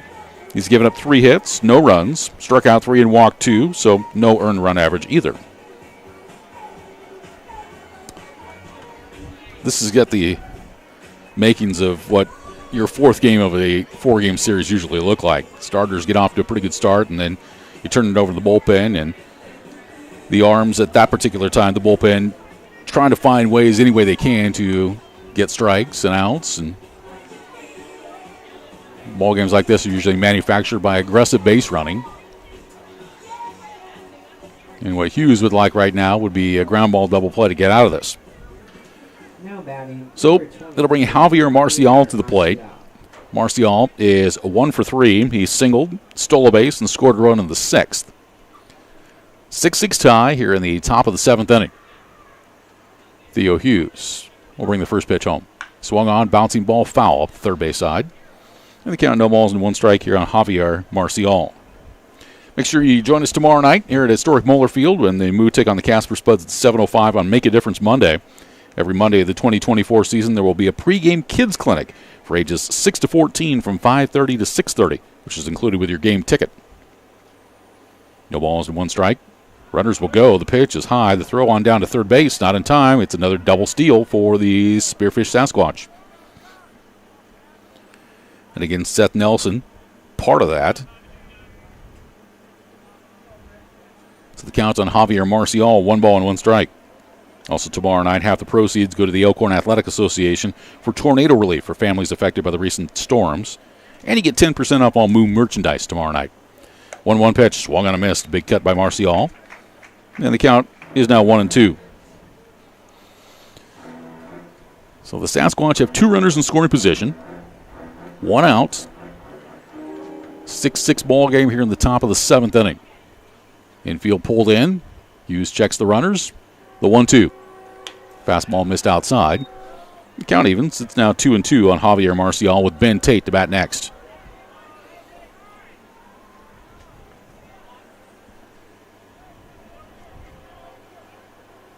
Two balls, 2 strikes. Hughes now set. And the 2-2. Swung on and hit in the air to center field. Floating back is Brooks. He keeps going. Back by the warning track. Reaches up and makes the catch. The runners will tag. Nelson will score, and Spearfish recaptures the lead. A sacrifice fly from Javier Marcial. Drives in Nelson. Now batting number 20. And Finn gets to third. So it's a 7-6 ball game. And we'll bring Ben Tate to the plate now. Tate is 1 for 3. He doubled in the second inning. Hughes now set. And the pitch. Fastball outside, ball 1. 1 ball and no strikes to Ben Tate. Micah Coleman would be next. So this one, the back and forth contests in the middle innings, and now as we get into the later stages as well. Theo Hughes ready, the 1-0. Swung on and hit right of the mound on the ground. Bonner will scoop it up, tosses on over to first, and that will retire the side. So Ben Tate grounds out to second base, and that's going to do it for the Sasquatch, but Spearfish is back in front as they score 1 run off 1 hit. There were no errors and 1 runner left on base. Stretch time at historic Moeller Field. We go to the bottom of the 7th, 7-6 Spearfish. More coming up in a moment. This is Fremont Moo Baseball. Fremont Moo Baseball is brought to you by Raising Cane's Chicken Fingers, with 10 Omaha locations, including Fremont, Council Bluffs, and Norfolk. With delicious hand-battered, cooked-to-order Raising Cane's Chicken Fingers, mouth-watering cane sauce, crinkle-cut fries, irresistible Texas toast, fresh coleslaw, plus freshly made tea and lemonade poured over their signature crushed ice. Raising Cane's Chicken Fingers, tasty supporters of Fremont Moo Baseball. Hi, Sean Callahan here for Tommy's Express Car Wash on East 23rd in Fremont. Have you given the Unlimited Tommy Club a try? Just download the Tommy's Express app, and guess what? When you download it now, you get your first month free. That's the Tommy Club, keeping your car clean every day. Wash as many times as you want each month. The Tommy Club starts at just $24.99 per month. Sign up today at Tommy's Express Car Wash in Fremont. Buffalo Wild Wings is your headquarters for great food, cold drinks, and is the place to sit and watch the game. Wings, tenders, burgers, sandwiches, and wraps, tacos, and more. Get to try one of B-Dub's fantastic sauces. B-Dub's takeout and delivery is now Buffalo Wild Wings Go. For a limited time, add a 6 count of traditional or boneless wings and get them for free using promo code GOWINGS on all orders of $10 or more. Located at 1220 East 23rd Street, Suite 300 in Fremont. Buffalo Wild Wings. Wings, beer, sports. If you're in need of lawn equipment products or repair, contact the professionals at Extreme Outdoor Power at 805 South Broad Street in Fremont. Bring in your lawn equipment and get a same-day free estimate. Call 402-721-1905 for more information or to set up an appointment. Plus, check out the power equipment accessories Extreme Outdoor Power has available. You'll see why Extreme Outdoor Power is the #1 choice for lawn mowers, competitive pricing, customer care, financing, and free estimates. Open Monday through Friday from 8 to 5 and Saturdays from 9 to 3. Extreme Outdoor Power, where they don't sell just mowers, they sell lifestyles.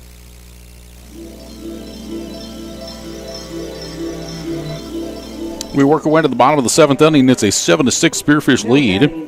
And Carson Burnett is going to lead things off for Fremont against a new pitcher, as this is Cade Bridges, who's in the ballgame now. 6 foot 175 right-hander from Ashland, Nebraska, who plays at Doane.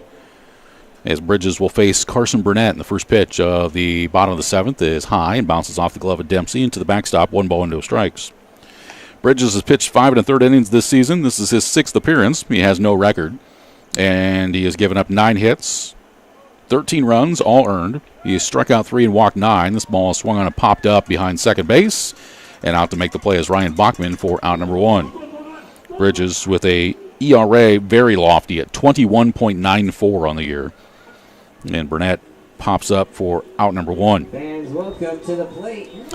So with 1 down, it brings to the plate now third baseman Dean Reynolds. Reynolds 0 for 2. He struck out twice, walked, and he's also scored.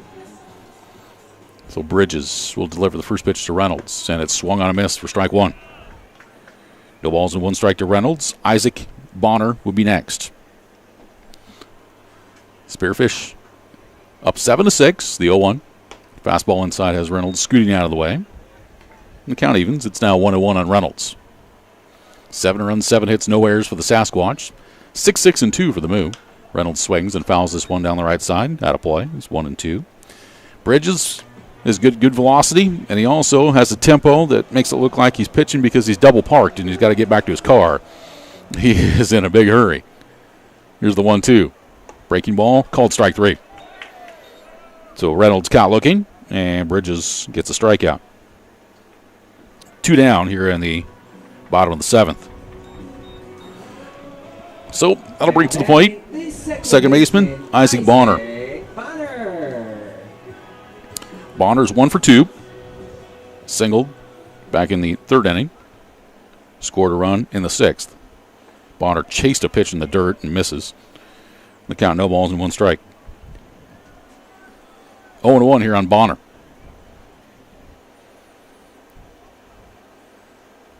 Bridges shakes off a sign. The 0-1 pitch. Outside. 1-1.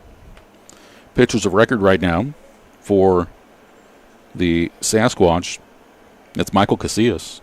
And for the Moo, it's Brant Phillips. There's a pitch that misses off the corner. And count now 2 balls and a strike on Isaac Bonner. 2 outs, nobody on in the bottom of the 7th. Now the 2-1 pitch. That's high. So the count on Bonner goes to 3-1. Bonner trying to get on base here in the bottom of the 7th inning. 3-1 pitch. Outside, that's ball 4. So Bonner does just that. Able to reach on the walk. And see if Fremont can get something going here with a base runner aboard and 2 down. It'll bring center fielder Trey Brooks to the plate now. Brooks is 0 for 2. Got hit by a pitch and eventually came around and scored in the 5th inning. Grounded out to short as last time. So Bonner over at first base with the lead with 2 down. The pitch to Brooks. Chased a pitch that was outside for strike 1. No balls and a strike here to Brooks. Top of the order, Josh Blount will be next. No balls and 1 strike. Next pitch. And it's a breaking ball in there for strike 2. So Bridges jumps ahead here. No balls and 2 strikes on Trey Brooks. Look on over to first, and Bridges turns that way and throws on over to chase Bonner back to the bag. 0-2 the count. Runner goes, the pitch. Breaking ball, missed. Throw on down to second. And the ball's dropped, so it's going to be a stolen base. Boy, that throw was right on the money as Bachman took the throw. And it looked like Bonner slid right into the tag, but the ball popped loose, so Bonner's safe at second base with a stolen bag. So runner in scoring position with 2 down. 1 ball and 2 strikes here on Trey Brooks. Bridges now ready. Here's the pitch. Brooks swings and fouls it back. Stays alive here at 1-2. Fans, let's make some noise!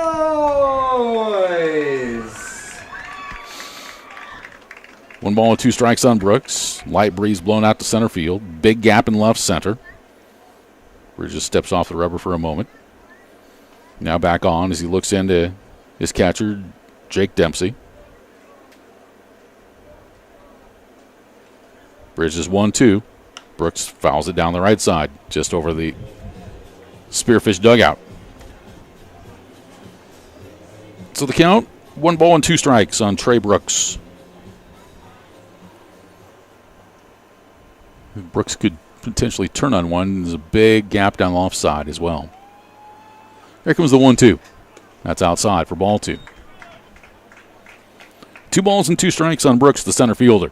And now time call as Dempsey wants to go on out and talk here with Cade Bridges.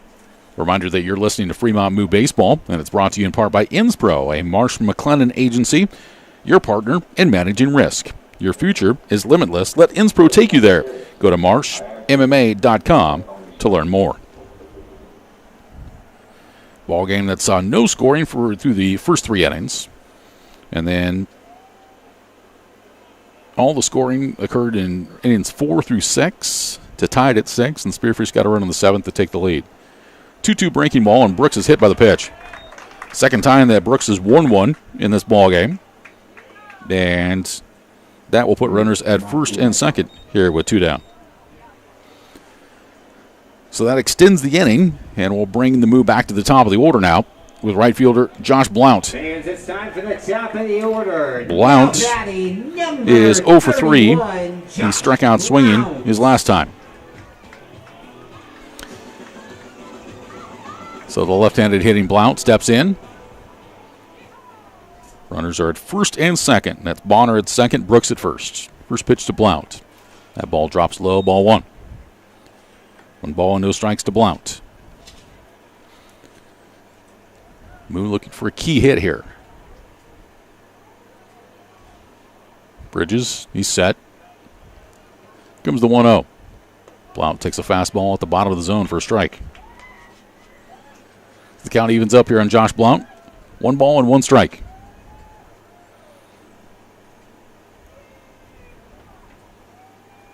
Long look in from Bridges as he gets a sign as the shadows are between the pitcher's mound and home plate.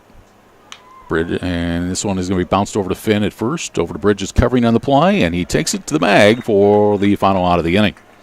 So Blount bounces out, and the Moo strand a couple of base runners here in the 7th. There were no runs, no hits, no errors, and 2 runners left. We're through 7. Spearfish leads at 7-6. More coming up in a moment. This is Fremont Moo Baseball. Get great seats, safer, simpler, and smarter with TicketSmarter. Choose great seats from over 125,000 live events, all backed with a TicketSmarter 100% ticket guarantee. Get your tickets smarter at TicketSmarter.com. Major attractions, including shopping, restaurants, and a multitude of outdoor activities the whole family can enjoy. Located at 1250 East 23rd Street. Book online now at wyndhamhotels.com/Super8. Windstar Lines is a family-owned and operated charter bus company that has been serving customers nationwide since 1995. With 12 hubs across the U.S. and a varied fleet including minibuses, motor coaches, sleeper buses, and double-decker motor coaches, we are able to accommodate any size group, large or small, to any destination near or far. With almost 30 years in the travel and tourism industry, our reputation for superior safety, impeccable equipment, and unparalleled customer service makes us the right choice for your group transportation needs. Now hiring full and part-time drivers. Trust your heart to the team at Methodist for expert cardiac care that makes a life-changing difference. From specialized testing and imaging to comprehensive surgical options, including the most advanced procedures, we provide the personalized care that you expect from the Methodist name. Learn more about our heart and vascular care by visiting bestcare.org/heart. That's bestcare.org/heart. Methodist, the meaning of care.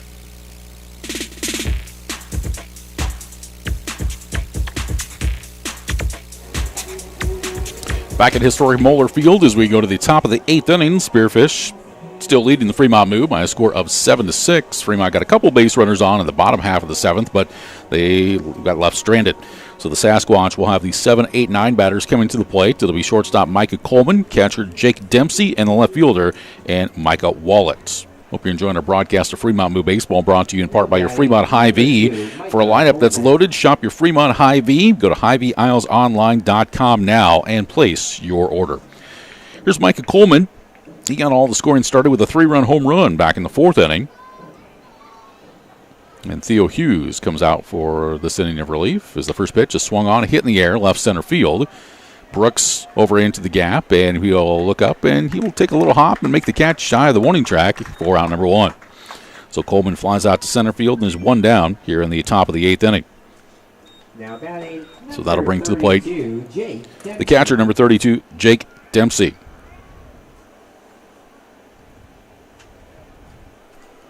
Dempsey, right-handed batter, getting ready to step in. Dempsey 0 for 2 in his Sasquatch debut. Hughes working out of the stretch with nobody on.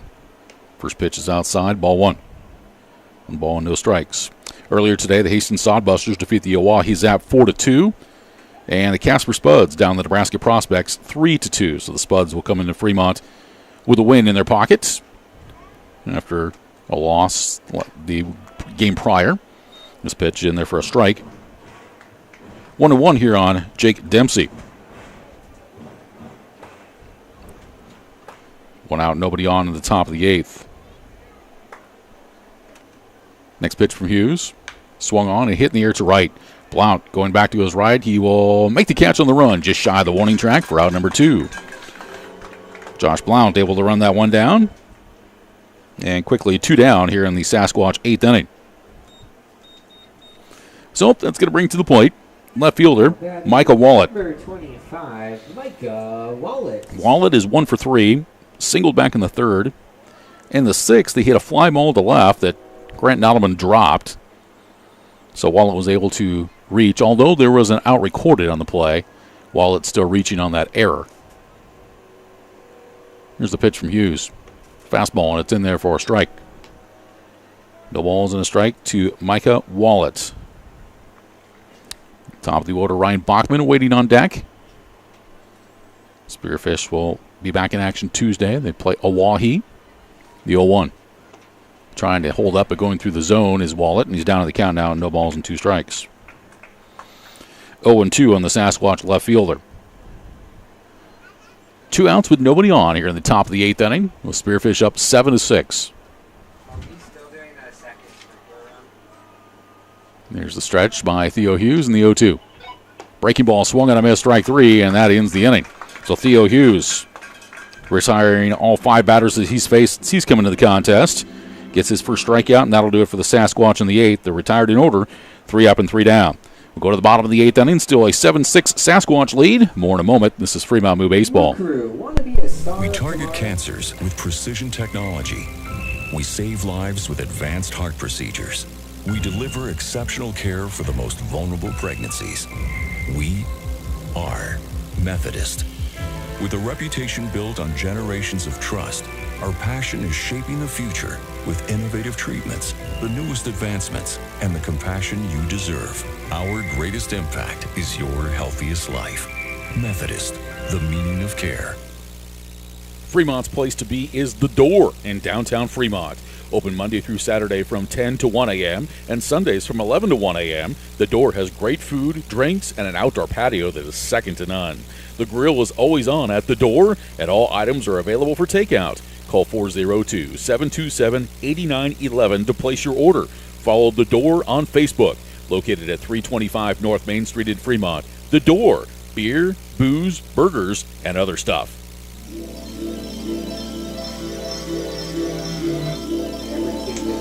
Working their way to the bottom of the 8th inning at historic Moeller Field. It's a 7-6 Spearfish lead, and the Fremont Moo will bring the teeth of their order to the plate. It'll be 2, 3, and 4. Bridger Coleman, Tyrus Pecci, and Steven Espinoza against reliever Cade Bridges.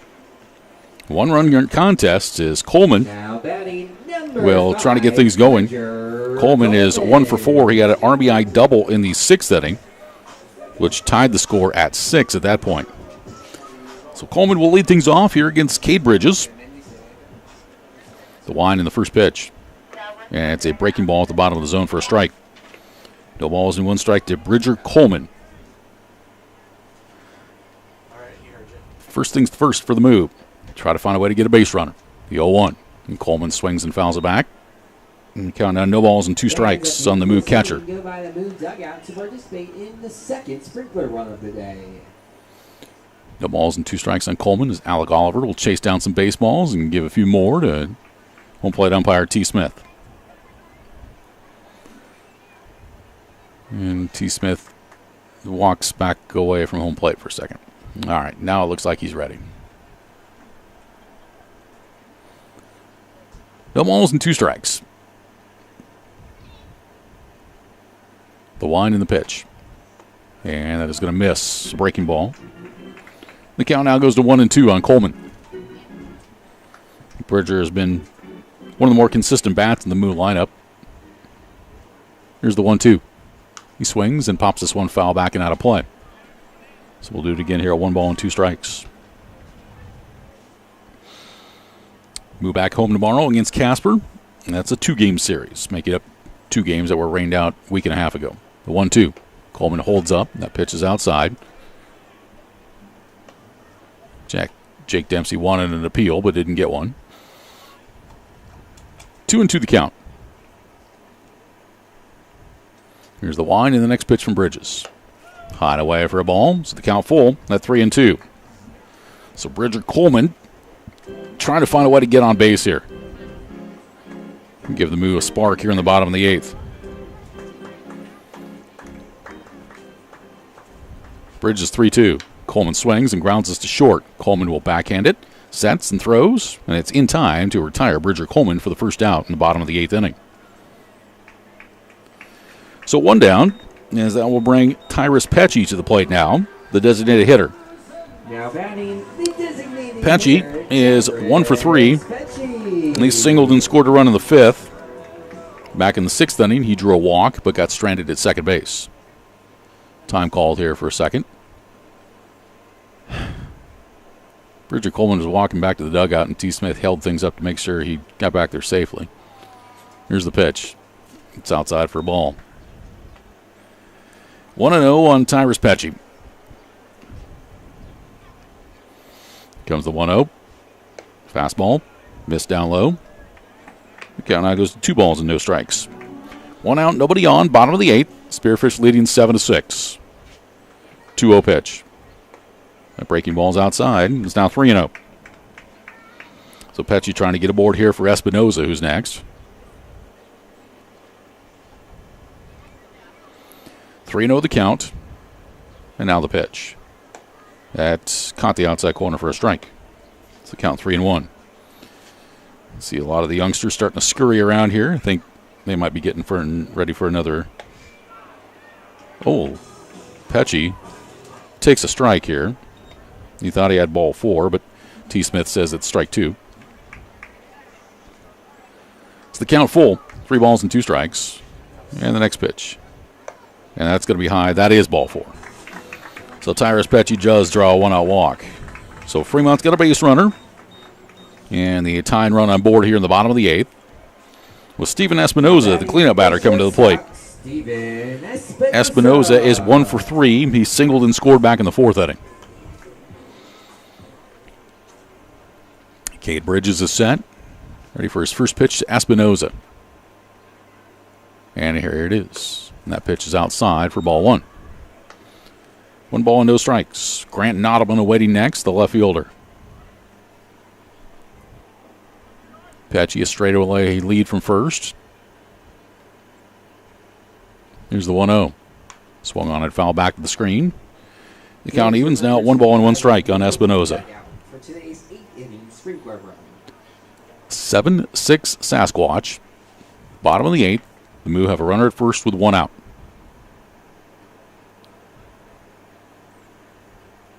Here's the stretch by Bridges. The 1-1. Pitch is high. It's now 2 balls and a strike. 2-1 on Steven Espinoza.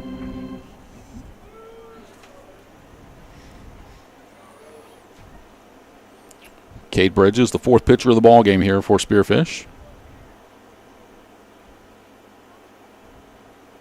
The 2-1. Espinoza took a good cut and fouled that breaking ball back. So the count evens up here at 2 balls and 2 strikes.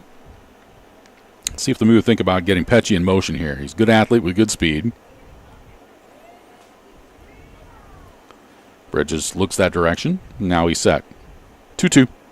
That pitch is down low and got underneath the Dempsey, and a wild pitch will get Pecci down to second base. So a runner in scoring position with 1 out and a 3 ball and 2 strike count here on Steven Espinoza.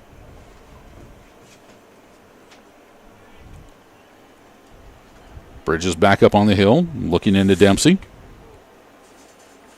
He's set. Now the 3-2. And missed inside for ball 4. So Espinoza draws a walk. A couple of 1-out free passes have given the Moo 2 base runners here in the bottom of the 8th. That's going to bring Justice Scott out of the dugout, and he's going to make a pitching change. So we'll see our 5th pitcher of the ballgame coming in for Spearfish. Pitching change here in the bottom of the 8th. The Moo have runners at first and second with 1 down, trailing 7-6. I'll tell you about the new pitcher when we return. This is Fremont Moo Baseball.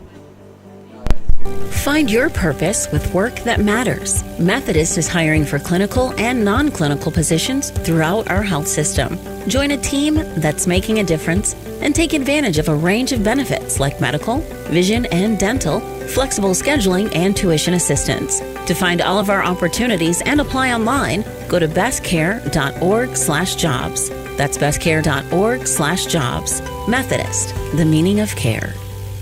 Play the Nebraska Lottery today for your chance to win. Play Trucks and Bucks for your chance to win one of 7 remaining Ford F-150s. Top prize odds are 1 in 336,000. The Nebraska Lottery has provided funding, fortune, and fun to the Cornhusker State for 30 years. The Nebraska Lottery has also given back $978 million to Nebraska through education, wildlife habitats, and the Nebraska State Fair. Stop by a local retailer and pick up a ticket for one of your favorite games today. The Nebraska Lottery. Must be 19. Please play responsibly. Welcome to Fremont and Dodge County, where we invite you to play, shop, stay, and eat. Dodge County is where your next outdoor adventure is at your fingertips. Did you know that downtown Fremont is also known as the antique capital of Nebraska? Fremont and Dodge County also has many fine hotels, campgrounds, and RV parks to suit any needs. We invite you to come and see why downtown Fremont has been named the most charming downtown in Nebraska by USA Today.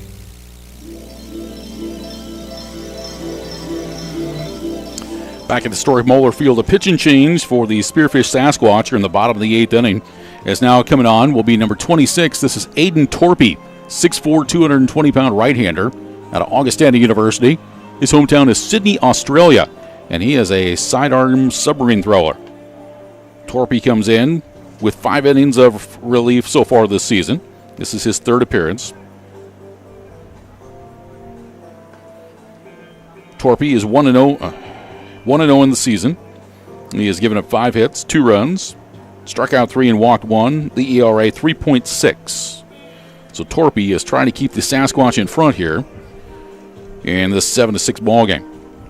Hope you're enjoying our broadcast of Fremont Moo Baseball. It's brought to you in part by La Hacienda Mexican Restaurant. La Hacienda serves up Fremont's favorite authentic Mexican cuisine, and they're located at 3140 East Elk Lane. Sasquatch leading 7-6 here at the bottom of the 8th inning. Shooting for Fremont, number 24, Cooper. So we're going to have a pinch hitter. Fucino. This coming to the plate for Fremont will be Cooper Fucino.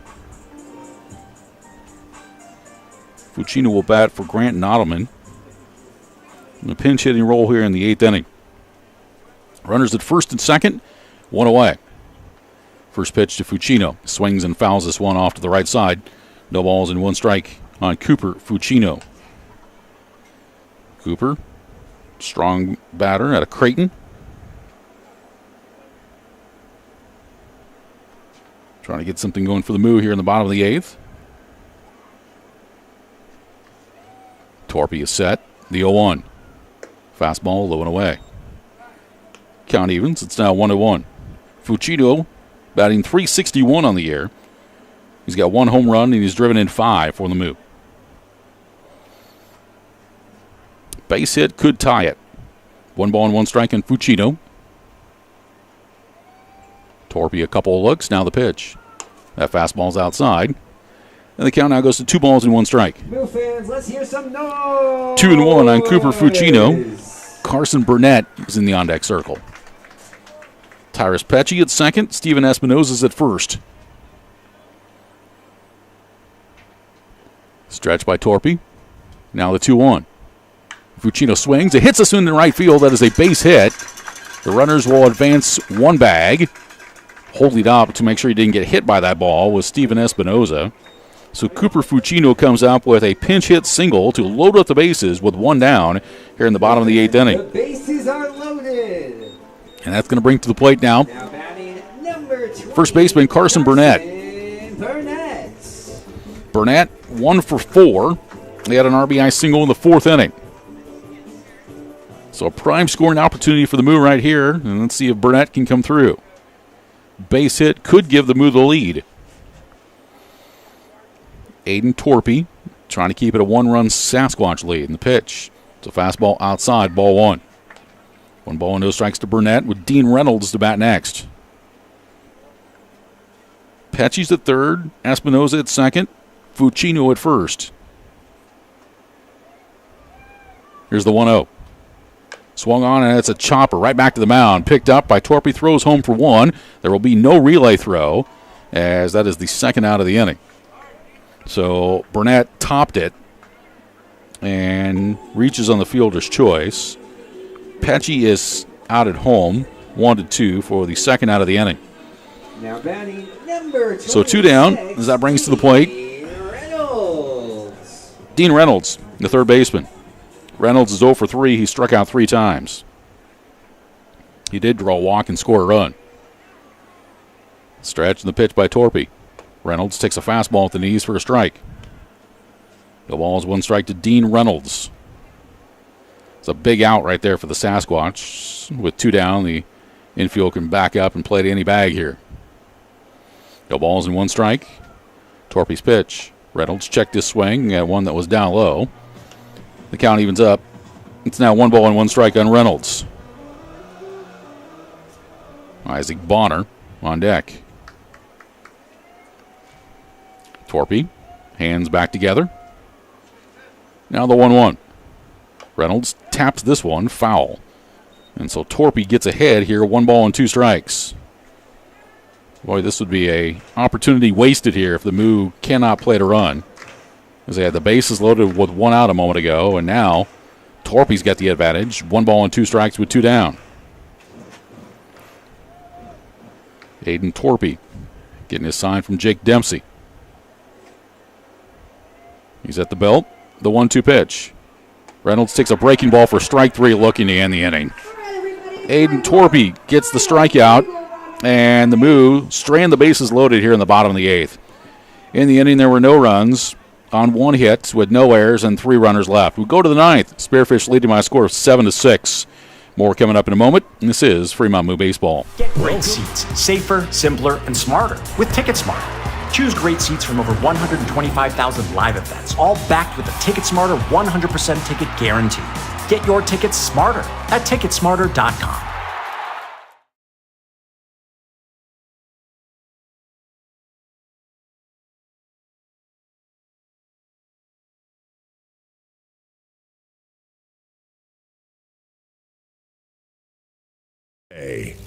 Kills Barbershop is the Sports Center barbershop in Fremont. Be sure you look your best and get into Kills Barbershop, where you'll receive quality haircuts in a friendly atmosphere. Get a fresh cut, have them hot leather, and shave your neck. If you're looking for that special feel of a true barbershop, Kills is the place for you. They're open Tuesday through Friday, 8:30 to 5:30, and Saturday, 7:30 to 3. Kills Barbershop, 6th and Broad in downtown Fremont. They'll make you look your best.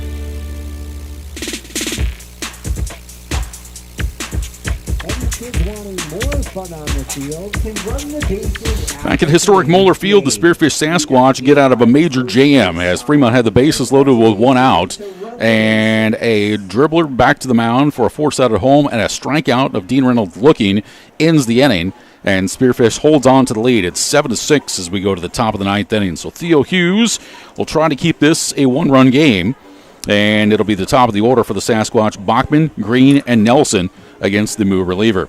Fremont Moo Baseball is brought to you in part by the Silver Dollar. If you stop into the Silver Dollar and say beer batter, you get your first domestic beer for only $2.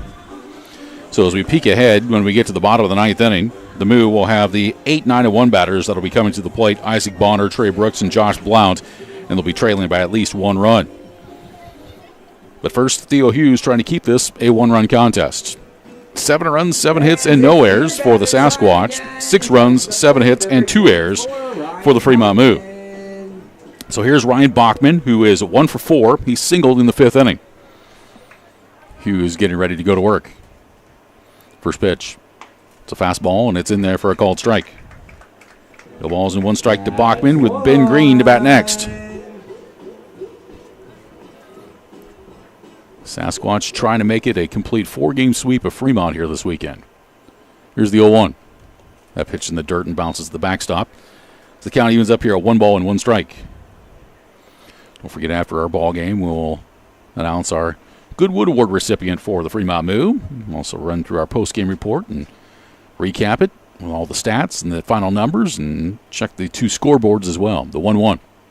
Bachman swings and pops it in the air, right side, foul ball, and will be out of play. And the count now 1 ball and 2 strikes on Bachman. Spearfish, if they complete a 4-game sweep, would climb above 500 on the season. Right now sitting at 7-7, and the Moo would fall back to 500 if they take a loss. Theo Hughes, the 1-2 pitch. Swung on and grounded to the hole, deep of the hole, short. Espinoza has it, sets, fires over to first base in time to make the play. Nice job by Steven Espinoza. He's a slick fielding shortstop who made a nice play for the first out here in the top of the 9th inning. So 1 down, as that'll bring to the plate the center fielder and number 5, Ben Green. The center fielder. Green is 1 for 4.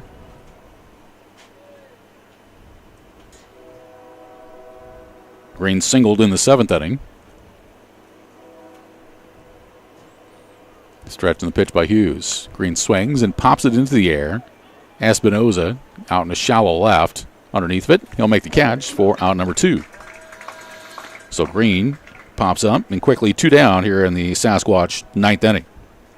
Now batting, the designated. So that'll bring to the plate the DH, number 19, Seth Nelson.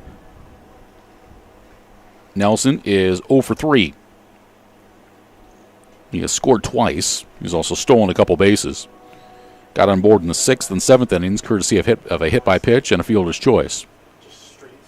First pitch to Nelson. It's a fastball, and it's in there for a called strike. No balls and 1 strike on Seth Nelson.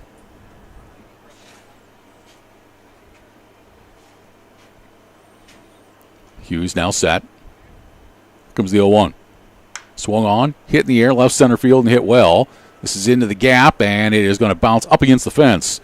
Brooks trying to chase it down to the warning track, and Nelson motoring all the way around second. He's on his way to third, and he'll slide in there with a triple. Seth Nelson with a 2-out triple to left center field gives the Sasquatch a base runner here in the top of the 9th inning. So a runner aboard with 2 down. And we'll bring to the plate the first baseman, number 6, Kyle Finn. Finn is 1 for 3. He doubled and scored in the 4th inning. So the Sasquatch trying to plate a big insurance run, which is down at 3rd right now. The pitch is a fastball, bottom of the zone for a strike. 0-1 to Kyle Finn. Javier Marcial will be next. What is this T. Smith doing now? He's telling Javier Marcial to take a bat back in the dugout. All right. No balls and 1 strike to count. Next pitch. Outside corner, called strike 2. So the count on Kyle Finn is no balls and 2 strikes. 0-2 the count on Kyle Finn. Hughes, he's got the sign. Stretching the pitch. And it's down low for a ball. So the count now 1 ball and 2 strikes here on Finn. Hits are even in this ball game. It's 7 apiece.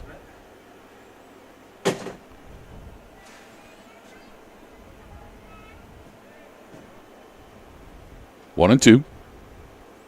Next pitch. Breaking ball, and somehow Coleman was able to snag that. That got away from Hughes. And Coleman, a great play to keep a run from scoring there. So the count, 2 balls and 2 strikes. Let's go, Moo. Let's go, Moo. 2-2 the count. Next pitch. Bouncer. Left side, Espinoza at short's got it. Fires it across, and it's in time to retire the side. So the Sasquatch get a 2-out triple by Nelson, but he is stranded at third base in the inning for Spearfish. No runs, 1 hit, no errors, 1 runner left. Last chance for Fremont as we go to the bottom of the ninth. 7-6 Spearfish with the lead. More in a moment. This is Fremont Moo Baseball. Can't help but notice the Made in America trend lately, and now that trend has reached the Fremont eyewear market with American-made luxury glasses from State Optical. I'm Dr. Steve Alcorn at Bloom Optical in Fremont. State Optical designs are different, not only because they're made in Chicago, but they're genuinely authentic, handcrafted designs with individual style. Come in and browse, see how they look on you. At Bloom Optical, where we care about your eye care, your eyewear, and most importantly, we care about you. Succeeding on your terms takes more than ambition, talent, and hard work. It takes a partner that's committed to helping you overcome all the complexities and challenges life throws at you. A partner that leverages the power of the world's largest risk management strategy and benefits firm, and is a part of your world, too. A partner like Inspro, a Marsh McLennan agency. At Marsh McLennan Agency, they're built to help you meet the future without limits. See how they can help you thrive at marshmma.com. Fremont Hy-Vee is proud to sponsor local sports, and they know that you fans love your meat. Hy-Vee has all your favorites at the best prices right now. Hy-Vee Choice Reserve Steaks. Always low prices on your favorite flavor of brats. Boneless, skinless chicken breasts, chicken grillers, America's pork chops for the grill, and the best cuts of salmon and seafood. Shop online right now. Go to HyVeeIslesOnline.com and place that order. Your Fremont Hy-Vee. Proud to be a part of local sports. Back at historic Moeller Field, last chance for the Fremont Moo. They trail the Spearfish Sasquatch 7-6 as we go to the bottom of the ninth. And Isaac Bonner will lead things off here against Aiden Torpy, who's trying to pick up the save. Here's the first pitch to Bonner, and it is inside for a ball. 1 ball and no strikes to Bonner. He's walked his last 2 times. He's officially 1 for 2 in the ball game. He's singled in the 3rd inning. 1 ball and no strikes. Pitch from Torpy. And Bonner swings. He hits it in the air down the left field side, slicing. It's going to be a foul ball down into the corner. The count evens. It's now 1-1 here on Isaac Bonner, with Trey Brooks to bat next. The Moo, let's see if they can live up to the mantra of being the comeback cows. It's been used upon them last couple years. 1 ball and 1 strike here on Bonner. Here's the pitch. It's tapped to the left side. Tate off the second hop has got it. Sets, throws, and it's high, and it's sailed away, and it got over the side fence, so Bonner will be down at second base after the error. First error committed by the Sasquatch today, and it puts the tying run in scoring position. So Bonner's at second, and it's going to bring Trey Brooks to the plate now. So the Moo has some life. Brooks is 0 for 2. He's been hit by a pitch twice. Stretched by Torpy, and the pitch. Brooks swings, hits a bouncing ball foul up the first base side. We count down no balls and 1 strike here on Trey Brooks. Just a little late on that one, but not too far foul down the right side. If you can get Brooks on here, then the Move really got something cooking. Top of the order coming up next. No balls, 1 strike. And a whirl, and Torpy will look the runner back to second base. Moo had the bases loaded last inning with 1 out, but could not score. Torpy's ready. The 0-1. Brooks swings and misses at a breaking ball. And Torpy's ahead in the count here. No balls and 2 strikes. 0-2 on Trey Brooks, with Josh Blount to bat next. Scoreboard lit up like a Keno board with all the numbers up there. 0-2 the count. Next pitch. Brooks hit again. Third time that Trey Brooks is hit by a pitch today. And now the game-tying and game-winning runs are on base with nobody out. And the top of the order coming to the plate for Fremont and Josh Blount. And it looks like there is no activity from what I can tell down in the Spearfish bullpen. So this is Torpy's ball game here. So the Moo, who could not manufacture a run in the 8th with runners on, have a prime opportunity here. Runners are at first and second with nobody out. And Josh Blount coming to the plate. Bonner at second. Brooks is at first. Torpy set. Checks the runner at second base. Now the pitch. And Blount tried to square around and bunt. Missed it. Throw back down to second. And it got passed into center field. And then it bounced past the center fielder for a second. And now comes back in. So the pitch was missed. And then an error will get charged to the catcher on the throw to get runners at second and third. So the tying and game-winning runs are in scoring position for Josh Blount. And it is a no-ball, one-strike count on the Moo leadoff batter. Infield pulled in here to try to cut off the run. However, Ryan Bachman, the middle infielders are going back. Corner infielders are staying in. Time call here for a moment. T. Smith is talking to the Spearfish dugout about something. Now we're going to resume play. No balls and a strike. Blount, his job is to hit it on the right side of the diamond here. Here's the 0-1. He takes this pitch for a strike, and he's down on the count now 0-2.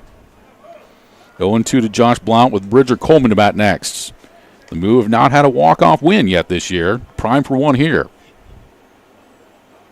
No balls and 2 strikes. Aiden Torpy looking into Jake Dempsey for the sign. Now brings the hands together. The 0-2 pitch. Blount waved and missed at a breaking ball for strike 3. Aiden Torpy got Blount to chase one.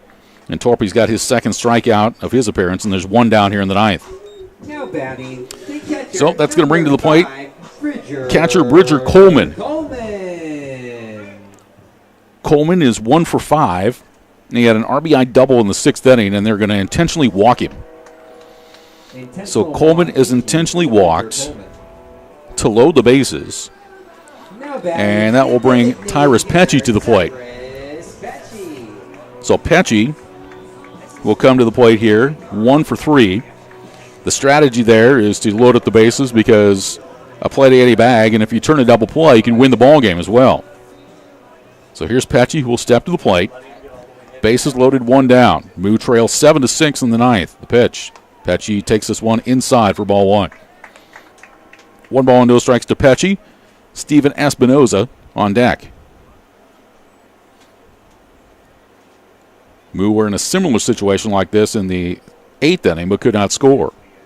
The 1-0. Pecci swings and hits this ball toward right field. Coming in, Marcial makes the catch. Tagging is Bonner. The throw was coming. It is offline, and it got past, and the tie and run scores.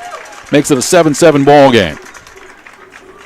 So Tyrus Pecci, with a sacrifice fly to right, brings in Isaac Bonner. Trey Brooks gets to third. Runners are at the corners with 2 down. And now the game-winning run is at third base. And it's a 7-7 ball game. And brings Steven Espinoza to the plate now. Espinoza 1 for 3. Singled and scored in the 4th. Base hit could win the ball game. Trey Brooks, the game-winning run down at third base. Wild pitch could also win the ball game. Stretch by Torpy. Pitch to Espinoza. Tried to check a swing, but he goes through for strike 1. No balls and a strike on Espinoza. Cooper Fuccino's in the on-deck circle. He pinch hit for Grant Nottleman in the 8th inning. 0-1 the count. The pitch. That's inside. The count evens now at 1-1. 1-1 here on Espinoza. 7-7 tie here in the bottom of the 9th. Torpy trying to get it to extras. The Moo trying to walk it off. Comes the 1-1 pitch. And it's swung on and foul back. So Torpy is able to get this to a 1-2 count. 2 errors this inning have been costly on the Sasquatch. And they've helped produce 1 Moo run. 1 ball and 2 strikes. Torpy's ready. Runner from first goes. The pitch swung on, hit back up the middle into center field. Base hit. Brooks will score, and the Moo win it. A walk-off RBI single by Steven Espinoza wins the ball game, and the Moos snap their losing streak as they win this one by the final score of 8-7. The Cow jumps over the moon once again as Steven Espinoza comes through with a RBI single to center field, scoring Trey Brooks. In the inning for the Moo, they scored 2 runs off of 1 hit. There were 2 errors, 2 runners left. The final score from historic Moeller Field, Fremont 8 and Spearfish 7. Stand by. Our postgame report is coming up next. This is Fremont Moo Baseball. You've already built something incredible. When you're ready to elevate your business even higher, you need a partner who can give you a platform for scale and even greater success. A partner with the strength and resources of the world's largest risk management, strategy, and benefits firm. A partner committed to building a network of accomplished brokers in your community. A partner like Inspro, a Marsh McLennan agency. See how they can help your business go further at marshmma.com. Fremont Hy-Vee is proud to sponsor local sports, and they know that you fans love your meat. Hy-Vee has all your favorites at the best prices right now. Hy-Vee Choice Reserve Steaks. Always low prices on your favorite flavor of brats. Boneless, skinless chicken breasts, chicken grillers, America's pork chops for the grill, and the best cuts of salmon and seafood. Shop online right now. Go to HyVeeIslesOnline.com and place that order. Your Fremont Hy-Vee. Proud to be a part of local sports. La Hacienda Mexican Restaurant, your favorite family-owned restaurant, is offering their Family Taco Pack special. Right now, feed the whole family with 12 tacos, rice, beans, chips, and salsa for only $38. Be sure to check the back of your Fremont Moo tickets for a Moveless discount at La Hacienda. You can get a Family Taco Pack anytime. La Hacienda, 3140 Elk Lane. Call in your Family Taco Pack at 402-721-9909 or order online at lahaciendafremont.com. They cater too. Looking for a nice place to go? A place that's rich with tradition, great service, and atmosphere? A fantastic place where you can go and still carry on a conversation. Maybe shoot a game of pool and enjoy one of the best jukeboxes in town. Silver Dollar is one of the finest places for adult libations at reasonable prices. Join the Silver Dollar family and enjoy, but you need to be 21 or older. See y'all soon, and remember, not everything that glitters is gold, but we're pretty sure it's probably silver at the Silver Dollar, 18th and Bell Street in Fremont. Now that's what a solid piece of wood sounds like. Look just past that left field wall at Moeller Field, you'll see Christensen Lumber, a solid lumber company for over 100 years. And there goes another ball into the lumber yard. Professional builders know Christensen Lumber is their home run hitter for quality materials. More contractors and woodworkers will tell you Christensen Lumber is the best choice to find quality cuts of lumber. Since 1923, Christensen Lumber. It's where the pros go. 714 South Main, just past the left field wall at Moeller Field. Lincoln Premium Poultry is excited for Fremont Moo Baseball this summer. Hey, you're looking for a new opportunity? You can hit it out of the park with a job at Lincoln Premium Poultry. With a fantastic culture, great pay and benefits, and room for growth, Lincoln Premium Poultry is one of Fremont's best destinations for summer fun and employment. Just go to LincolnPremiumPoultry.com right now and check out all the job opportunities available. Gentlemen, here at Weesey Plumbing and Excavating, our customer's duty is our duty. Yes, Drill Sergeant. Now, you're Fremont's finest, and I want you people-pleasing plunger anglers to remember here at Weesey, we don't stop fighting clogged drains, low water pressure, frozen pipes, until our residential and commercial customers are smiling. Am I making myself clear, you toilet snake and sink suckers? Yes, Drill Sergeant. Now, our customers will find us in Fremont, on Facebook, and online at WeeseyPlum.com. Weesey Plumbing and Excavating. Your duty is our duty. Fremont Moo Baseball is brought to you by Raising Cane's Chicken Fingers, with 10 Omaha locations including Fremont, Council Bluffs, and Norfolk. With delicious hand-battered, cooked-to-order Raising Cane's Chicken Fingers, mouth-watering cane sauce, critical cut fries, irresistible Texas toast, fresh coleslaw, plus freshly made tea and lemonade poured over their signature crushed ice. Raising Cane's Chicken Fingers, tasty supporters of Fremont Moo Baseball. Hi, Sean Callahan here for Tommy's Express Car Wash on East 23rd in Fremont. Have you given the Unlimited Tommy Club a try? Just download the Tommy's Express app, and guess what? When you download it now, you get your first month free. That's the Tommy Club, keeping your car clean every day. Wash as many times as you want each month. The Tommy Club starts at just $24.99 per month. Sign up today at Tommy's Express Car Wash in Fremont. Buffalo Wild Wings is your headquarters for great food, cold drinks, and is the place to sit and watch the game. Wings, tenders, burgers, sandwiches, and wraps, tacos, and more. Get to try one of B-Dub's fantastic sauces. B-Dub's takeout and delivery is now Buffalo Wild Wings Go. For a limited time, add a 6-count of traditional or boneless wings and get them for free using promo code GOWINGS on all orders of $10 or more. Located at 1220 East 23rd Street, Suite 300 in Fremont. Buffalo Wild Wings. Wings, beer, sports.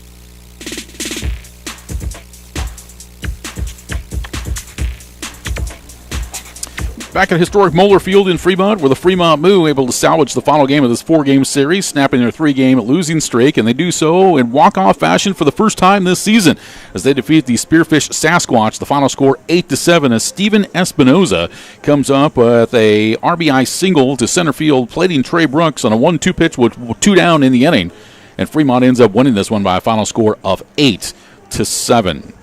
For Fremont, a total of 8 runs off 8 hits and commit 2 errors. Spearfish 7 runs off 8 hits and commit 2 errors. Starting pitcher for Fremont was Luke Hamza. He went 5 innings. He struck out 1, walked 1, gave up 5 hits and 3 earned runs. Brant Phillips pitched an inning in a third, struck out 1, walked 3, gave up 2 hits and 4 earned runs. Theo Hughes picks up the win in relief. He's 1-0. He pitched 2 1/3 innings. He struck out 1 and gave up 1 hit. For the Sasquatch, a total of 5 pitchers threw in this ball game. Jackson Renz began the contest and pitched 4 innings. He struck out 4, walked 1, gave up 4 hits, 3 runs, 2 earned, had a wild pitch and hit a batter. Cole Krieber worked an inning and 2/3. He struck out 3, had 2 walks, 2 hits, 3 runs, and 2 earned. Michael Casillas pitched a third of an inning, walked 2, and gave up 1 hit. Cade Bridges pitched an inning and a third. He struck out 1 and walked 3. And Aiden Torpy takes the loss. He's now 1-1. Torpy worked an inning and a third. He struck out 2, walked 1, gave up 2 hits, 2 runs which were unearned, and he also hit 1 batter. For the Moo, Bridger Coleman goes 1 for 5 at the plate and drove in a run. Tyrus Pecci was 1 for 4 with an RBI. Steven Espinoza goes 2 for 4 with an RBI, and that was the game winner as that brought in Brooks for the game-winning score. And Carson Burnett goes 1 for 5 with an RBI. For the Sasquatch offensively, Javier Marcial was 1 for 4 and drove in a run. Micah Coleman was 1 for 3, and he drove in 3 with a 3-run home run in the 3rd inning. And Jake Dempsey was 0 for 3, but he drove in a run with a bases-loaded walk. But the Moo win it by a final score of 8-7, and they snapped their 3-game losing skid. Fremont improves its record now to 7-5 on the season, and Spearfish falls to 7-8 on the year. We'll come back and we'll announce the Goodwood Award. We'll give you some more final totals, check the scoreboards, and then wrap things up. Fremont wins it 8-7. More coming up in a moment. This is Fremont Moo Baseball. Now that's what a solid piece of wood sounds like. Look just past that left field wall at Moeller Field, you'll see Christensen Lumber, a solid lumber company for over 100 years. And there goes another ball into the lumber yard. Professional builders know Christensen Lumber is their home run hitter for quality materials. More contractors and woodworkers will tell you Christensen Lumber is the best choice to find quality cuts of lumber. Since 1923, Christensen Lumber. It's where the pros go. 714 South Main, just past the left field wall at Moeller Field. Play the Nebraska Lottery today for your chance to win. Play Trucks and Bucks for your chance to win one of 7 remaining Ford F-150s. Top prize odds are 1 in 336,000.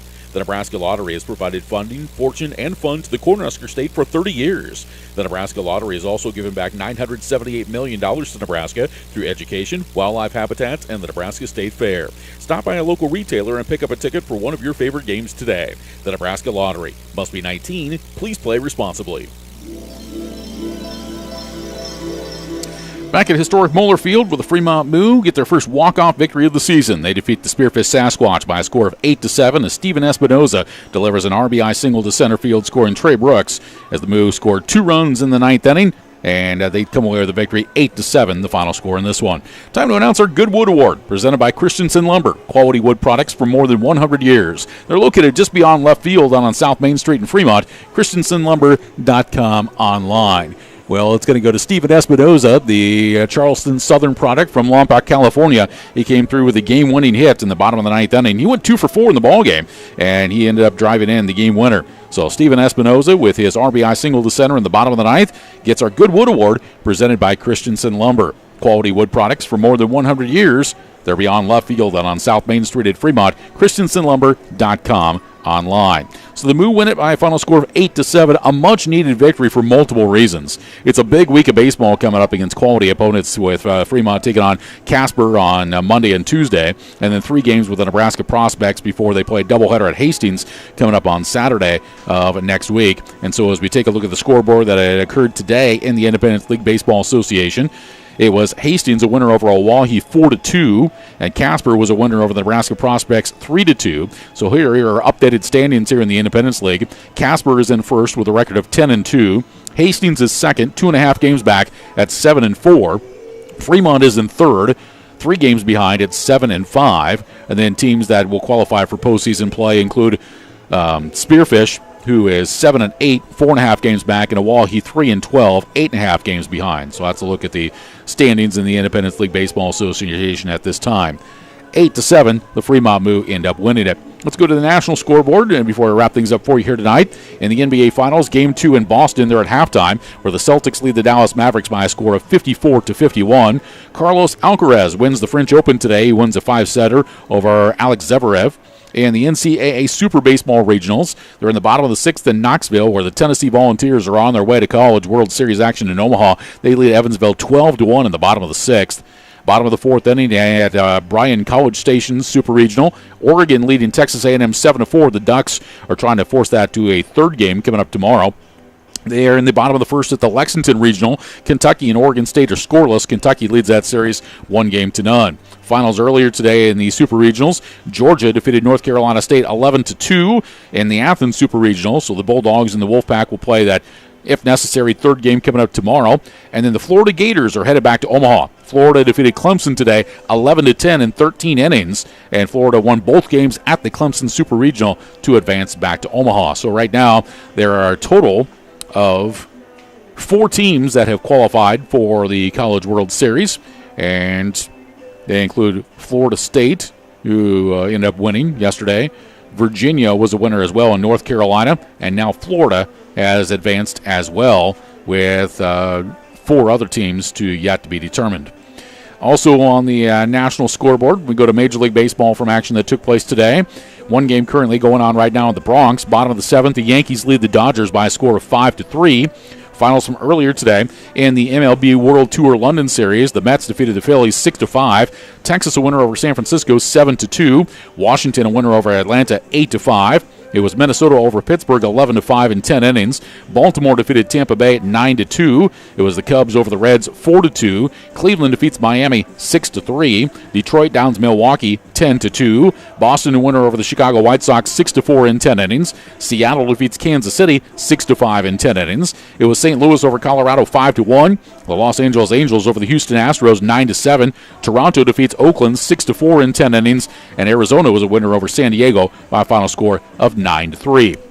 Here in Fremont, the Fremont Moo get a walk-off victory as they defeat the Spearfish Sasquatch by a final score of 8-7. So the Sasquatch, now 7-8 on the season, will be back in action when they host Oahe coming up on Tuesday. Fremont back at it coming up tomorrow night. They begin a 2-game series with the Casper Spuds. First game is at 7:05 tomorrow night. You can hear all the broadcasts right here on Big Dog Country, 98.9 FM, 1340 AM, also on Mixlr.com and on YouTube at BSDN Live as well.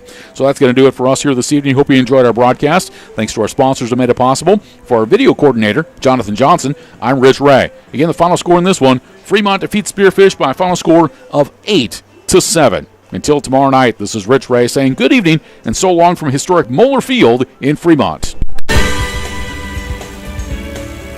The preceding broadcast has been a presentation of Fremont Moo Baseball.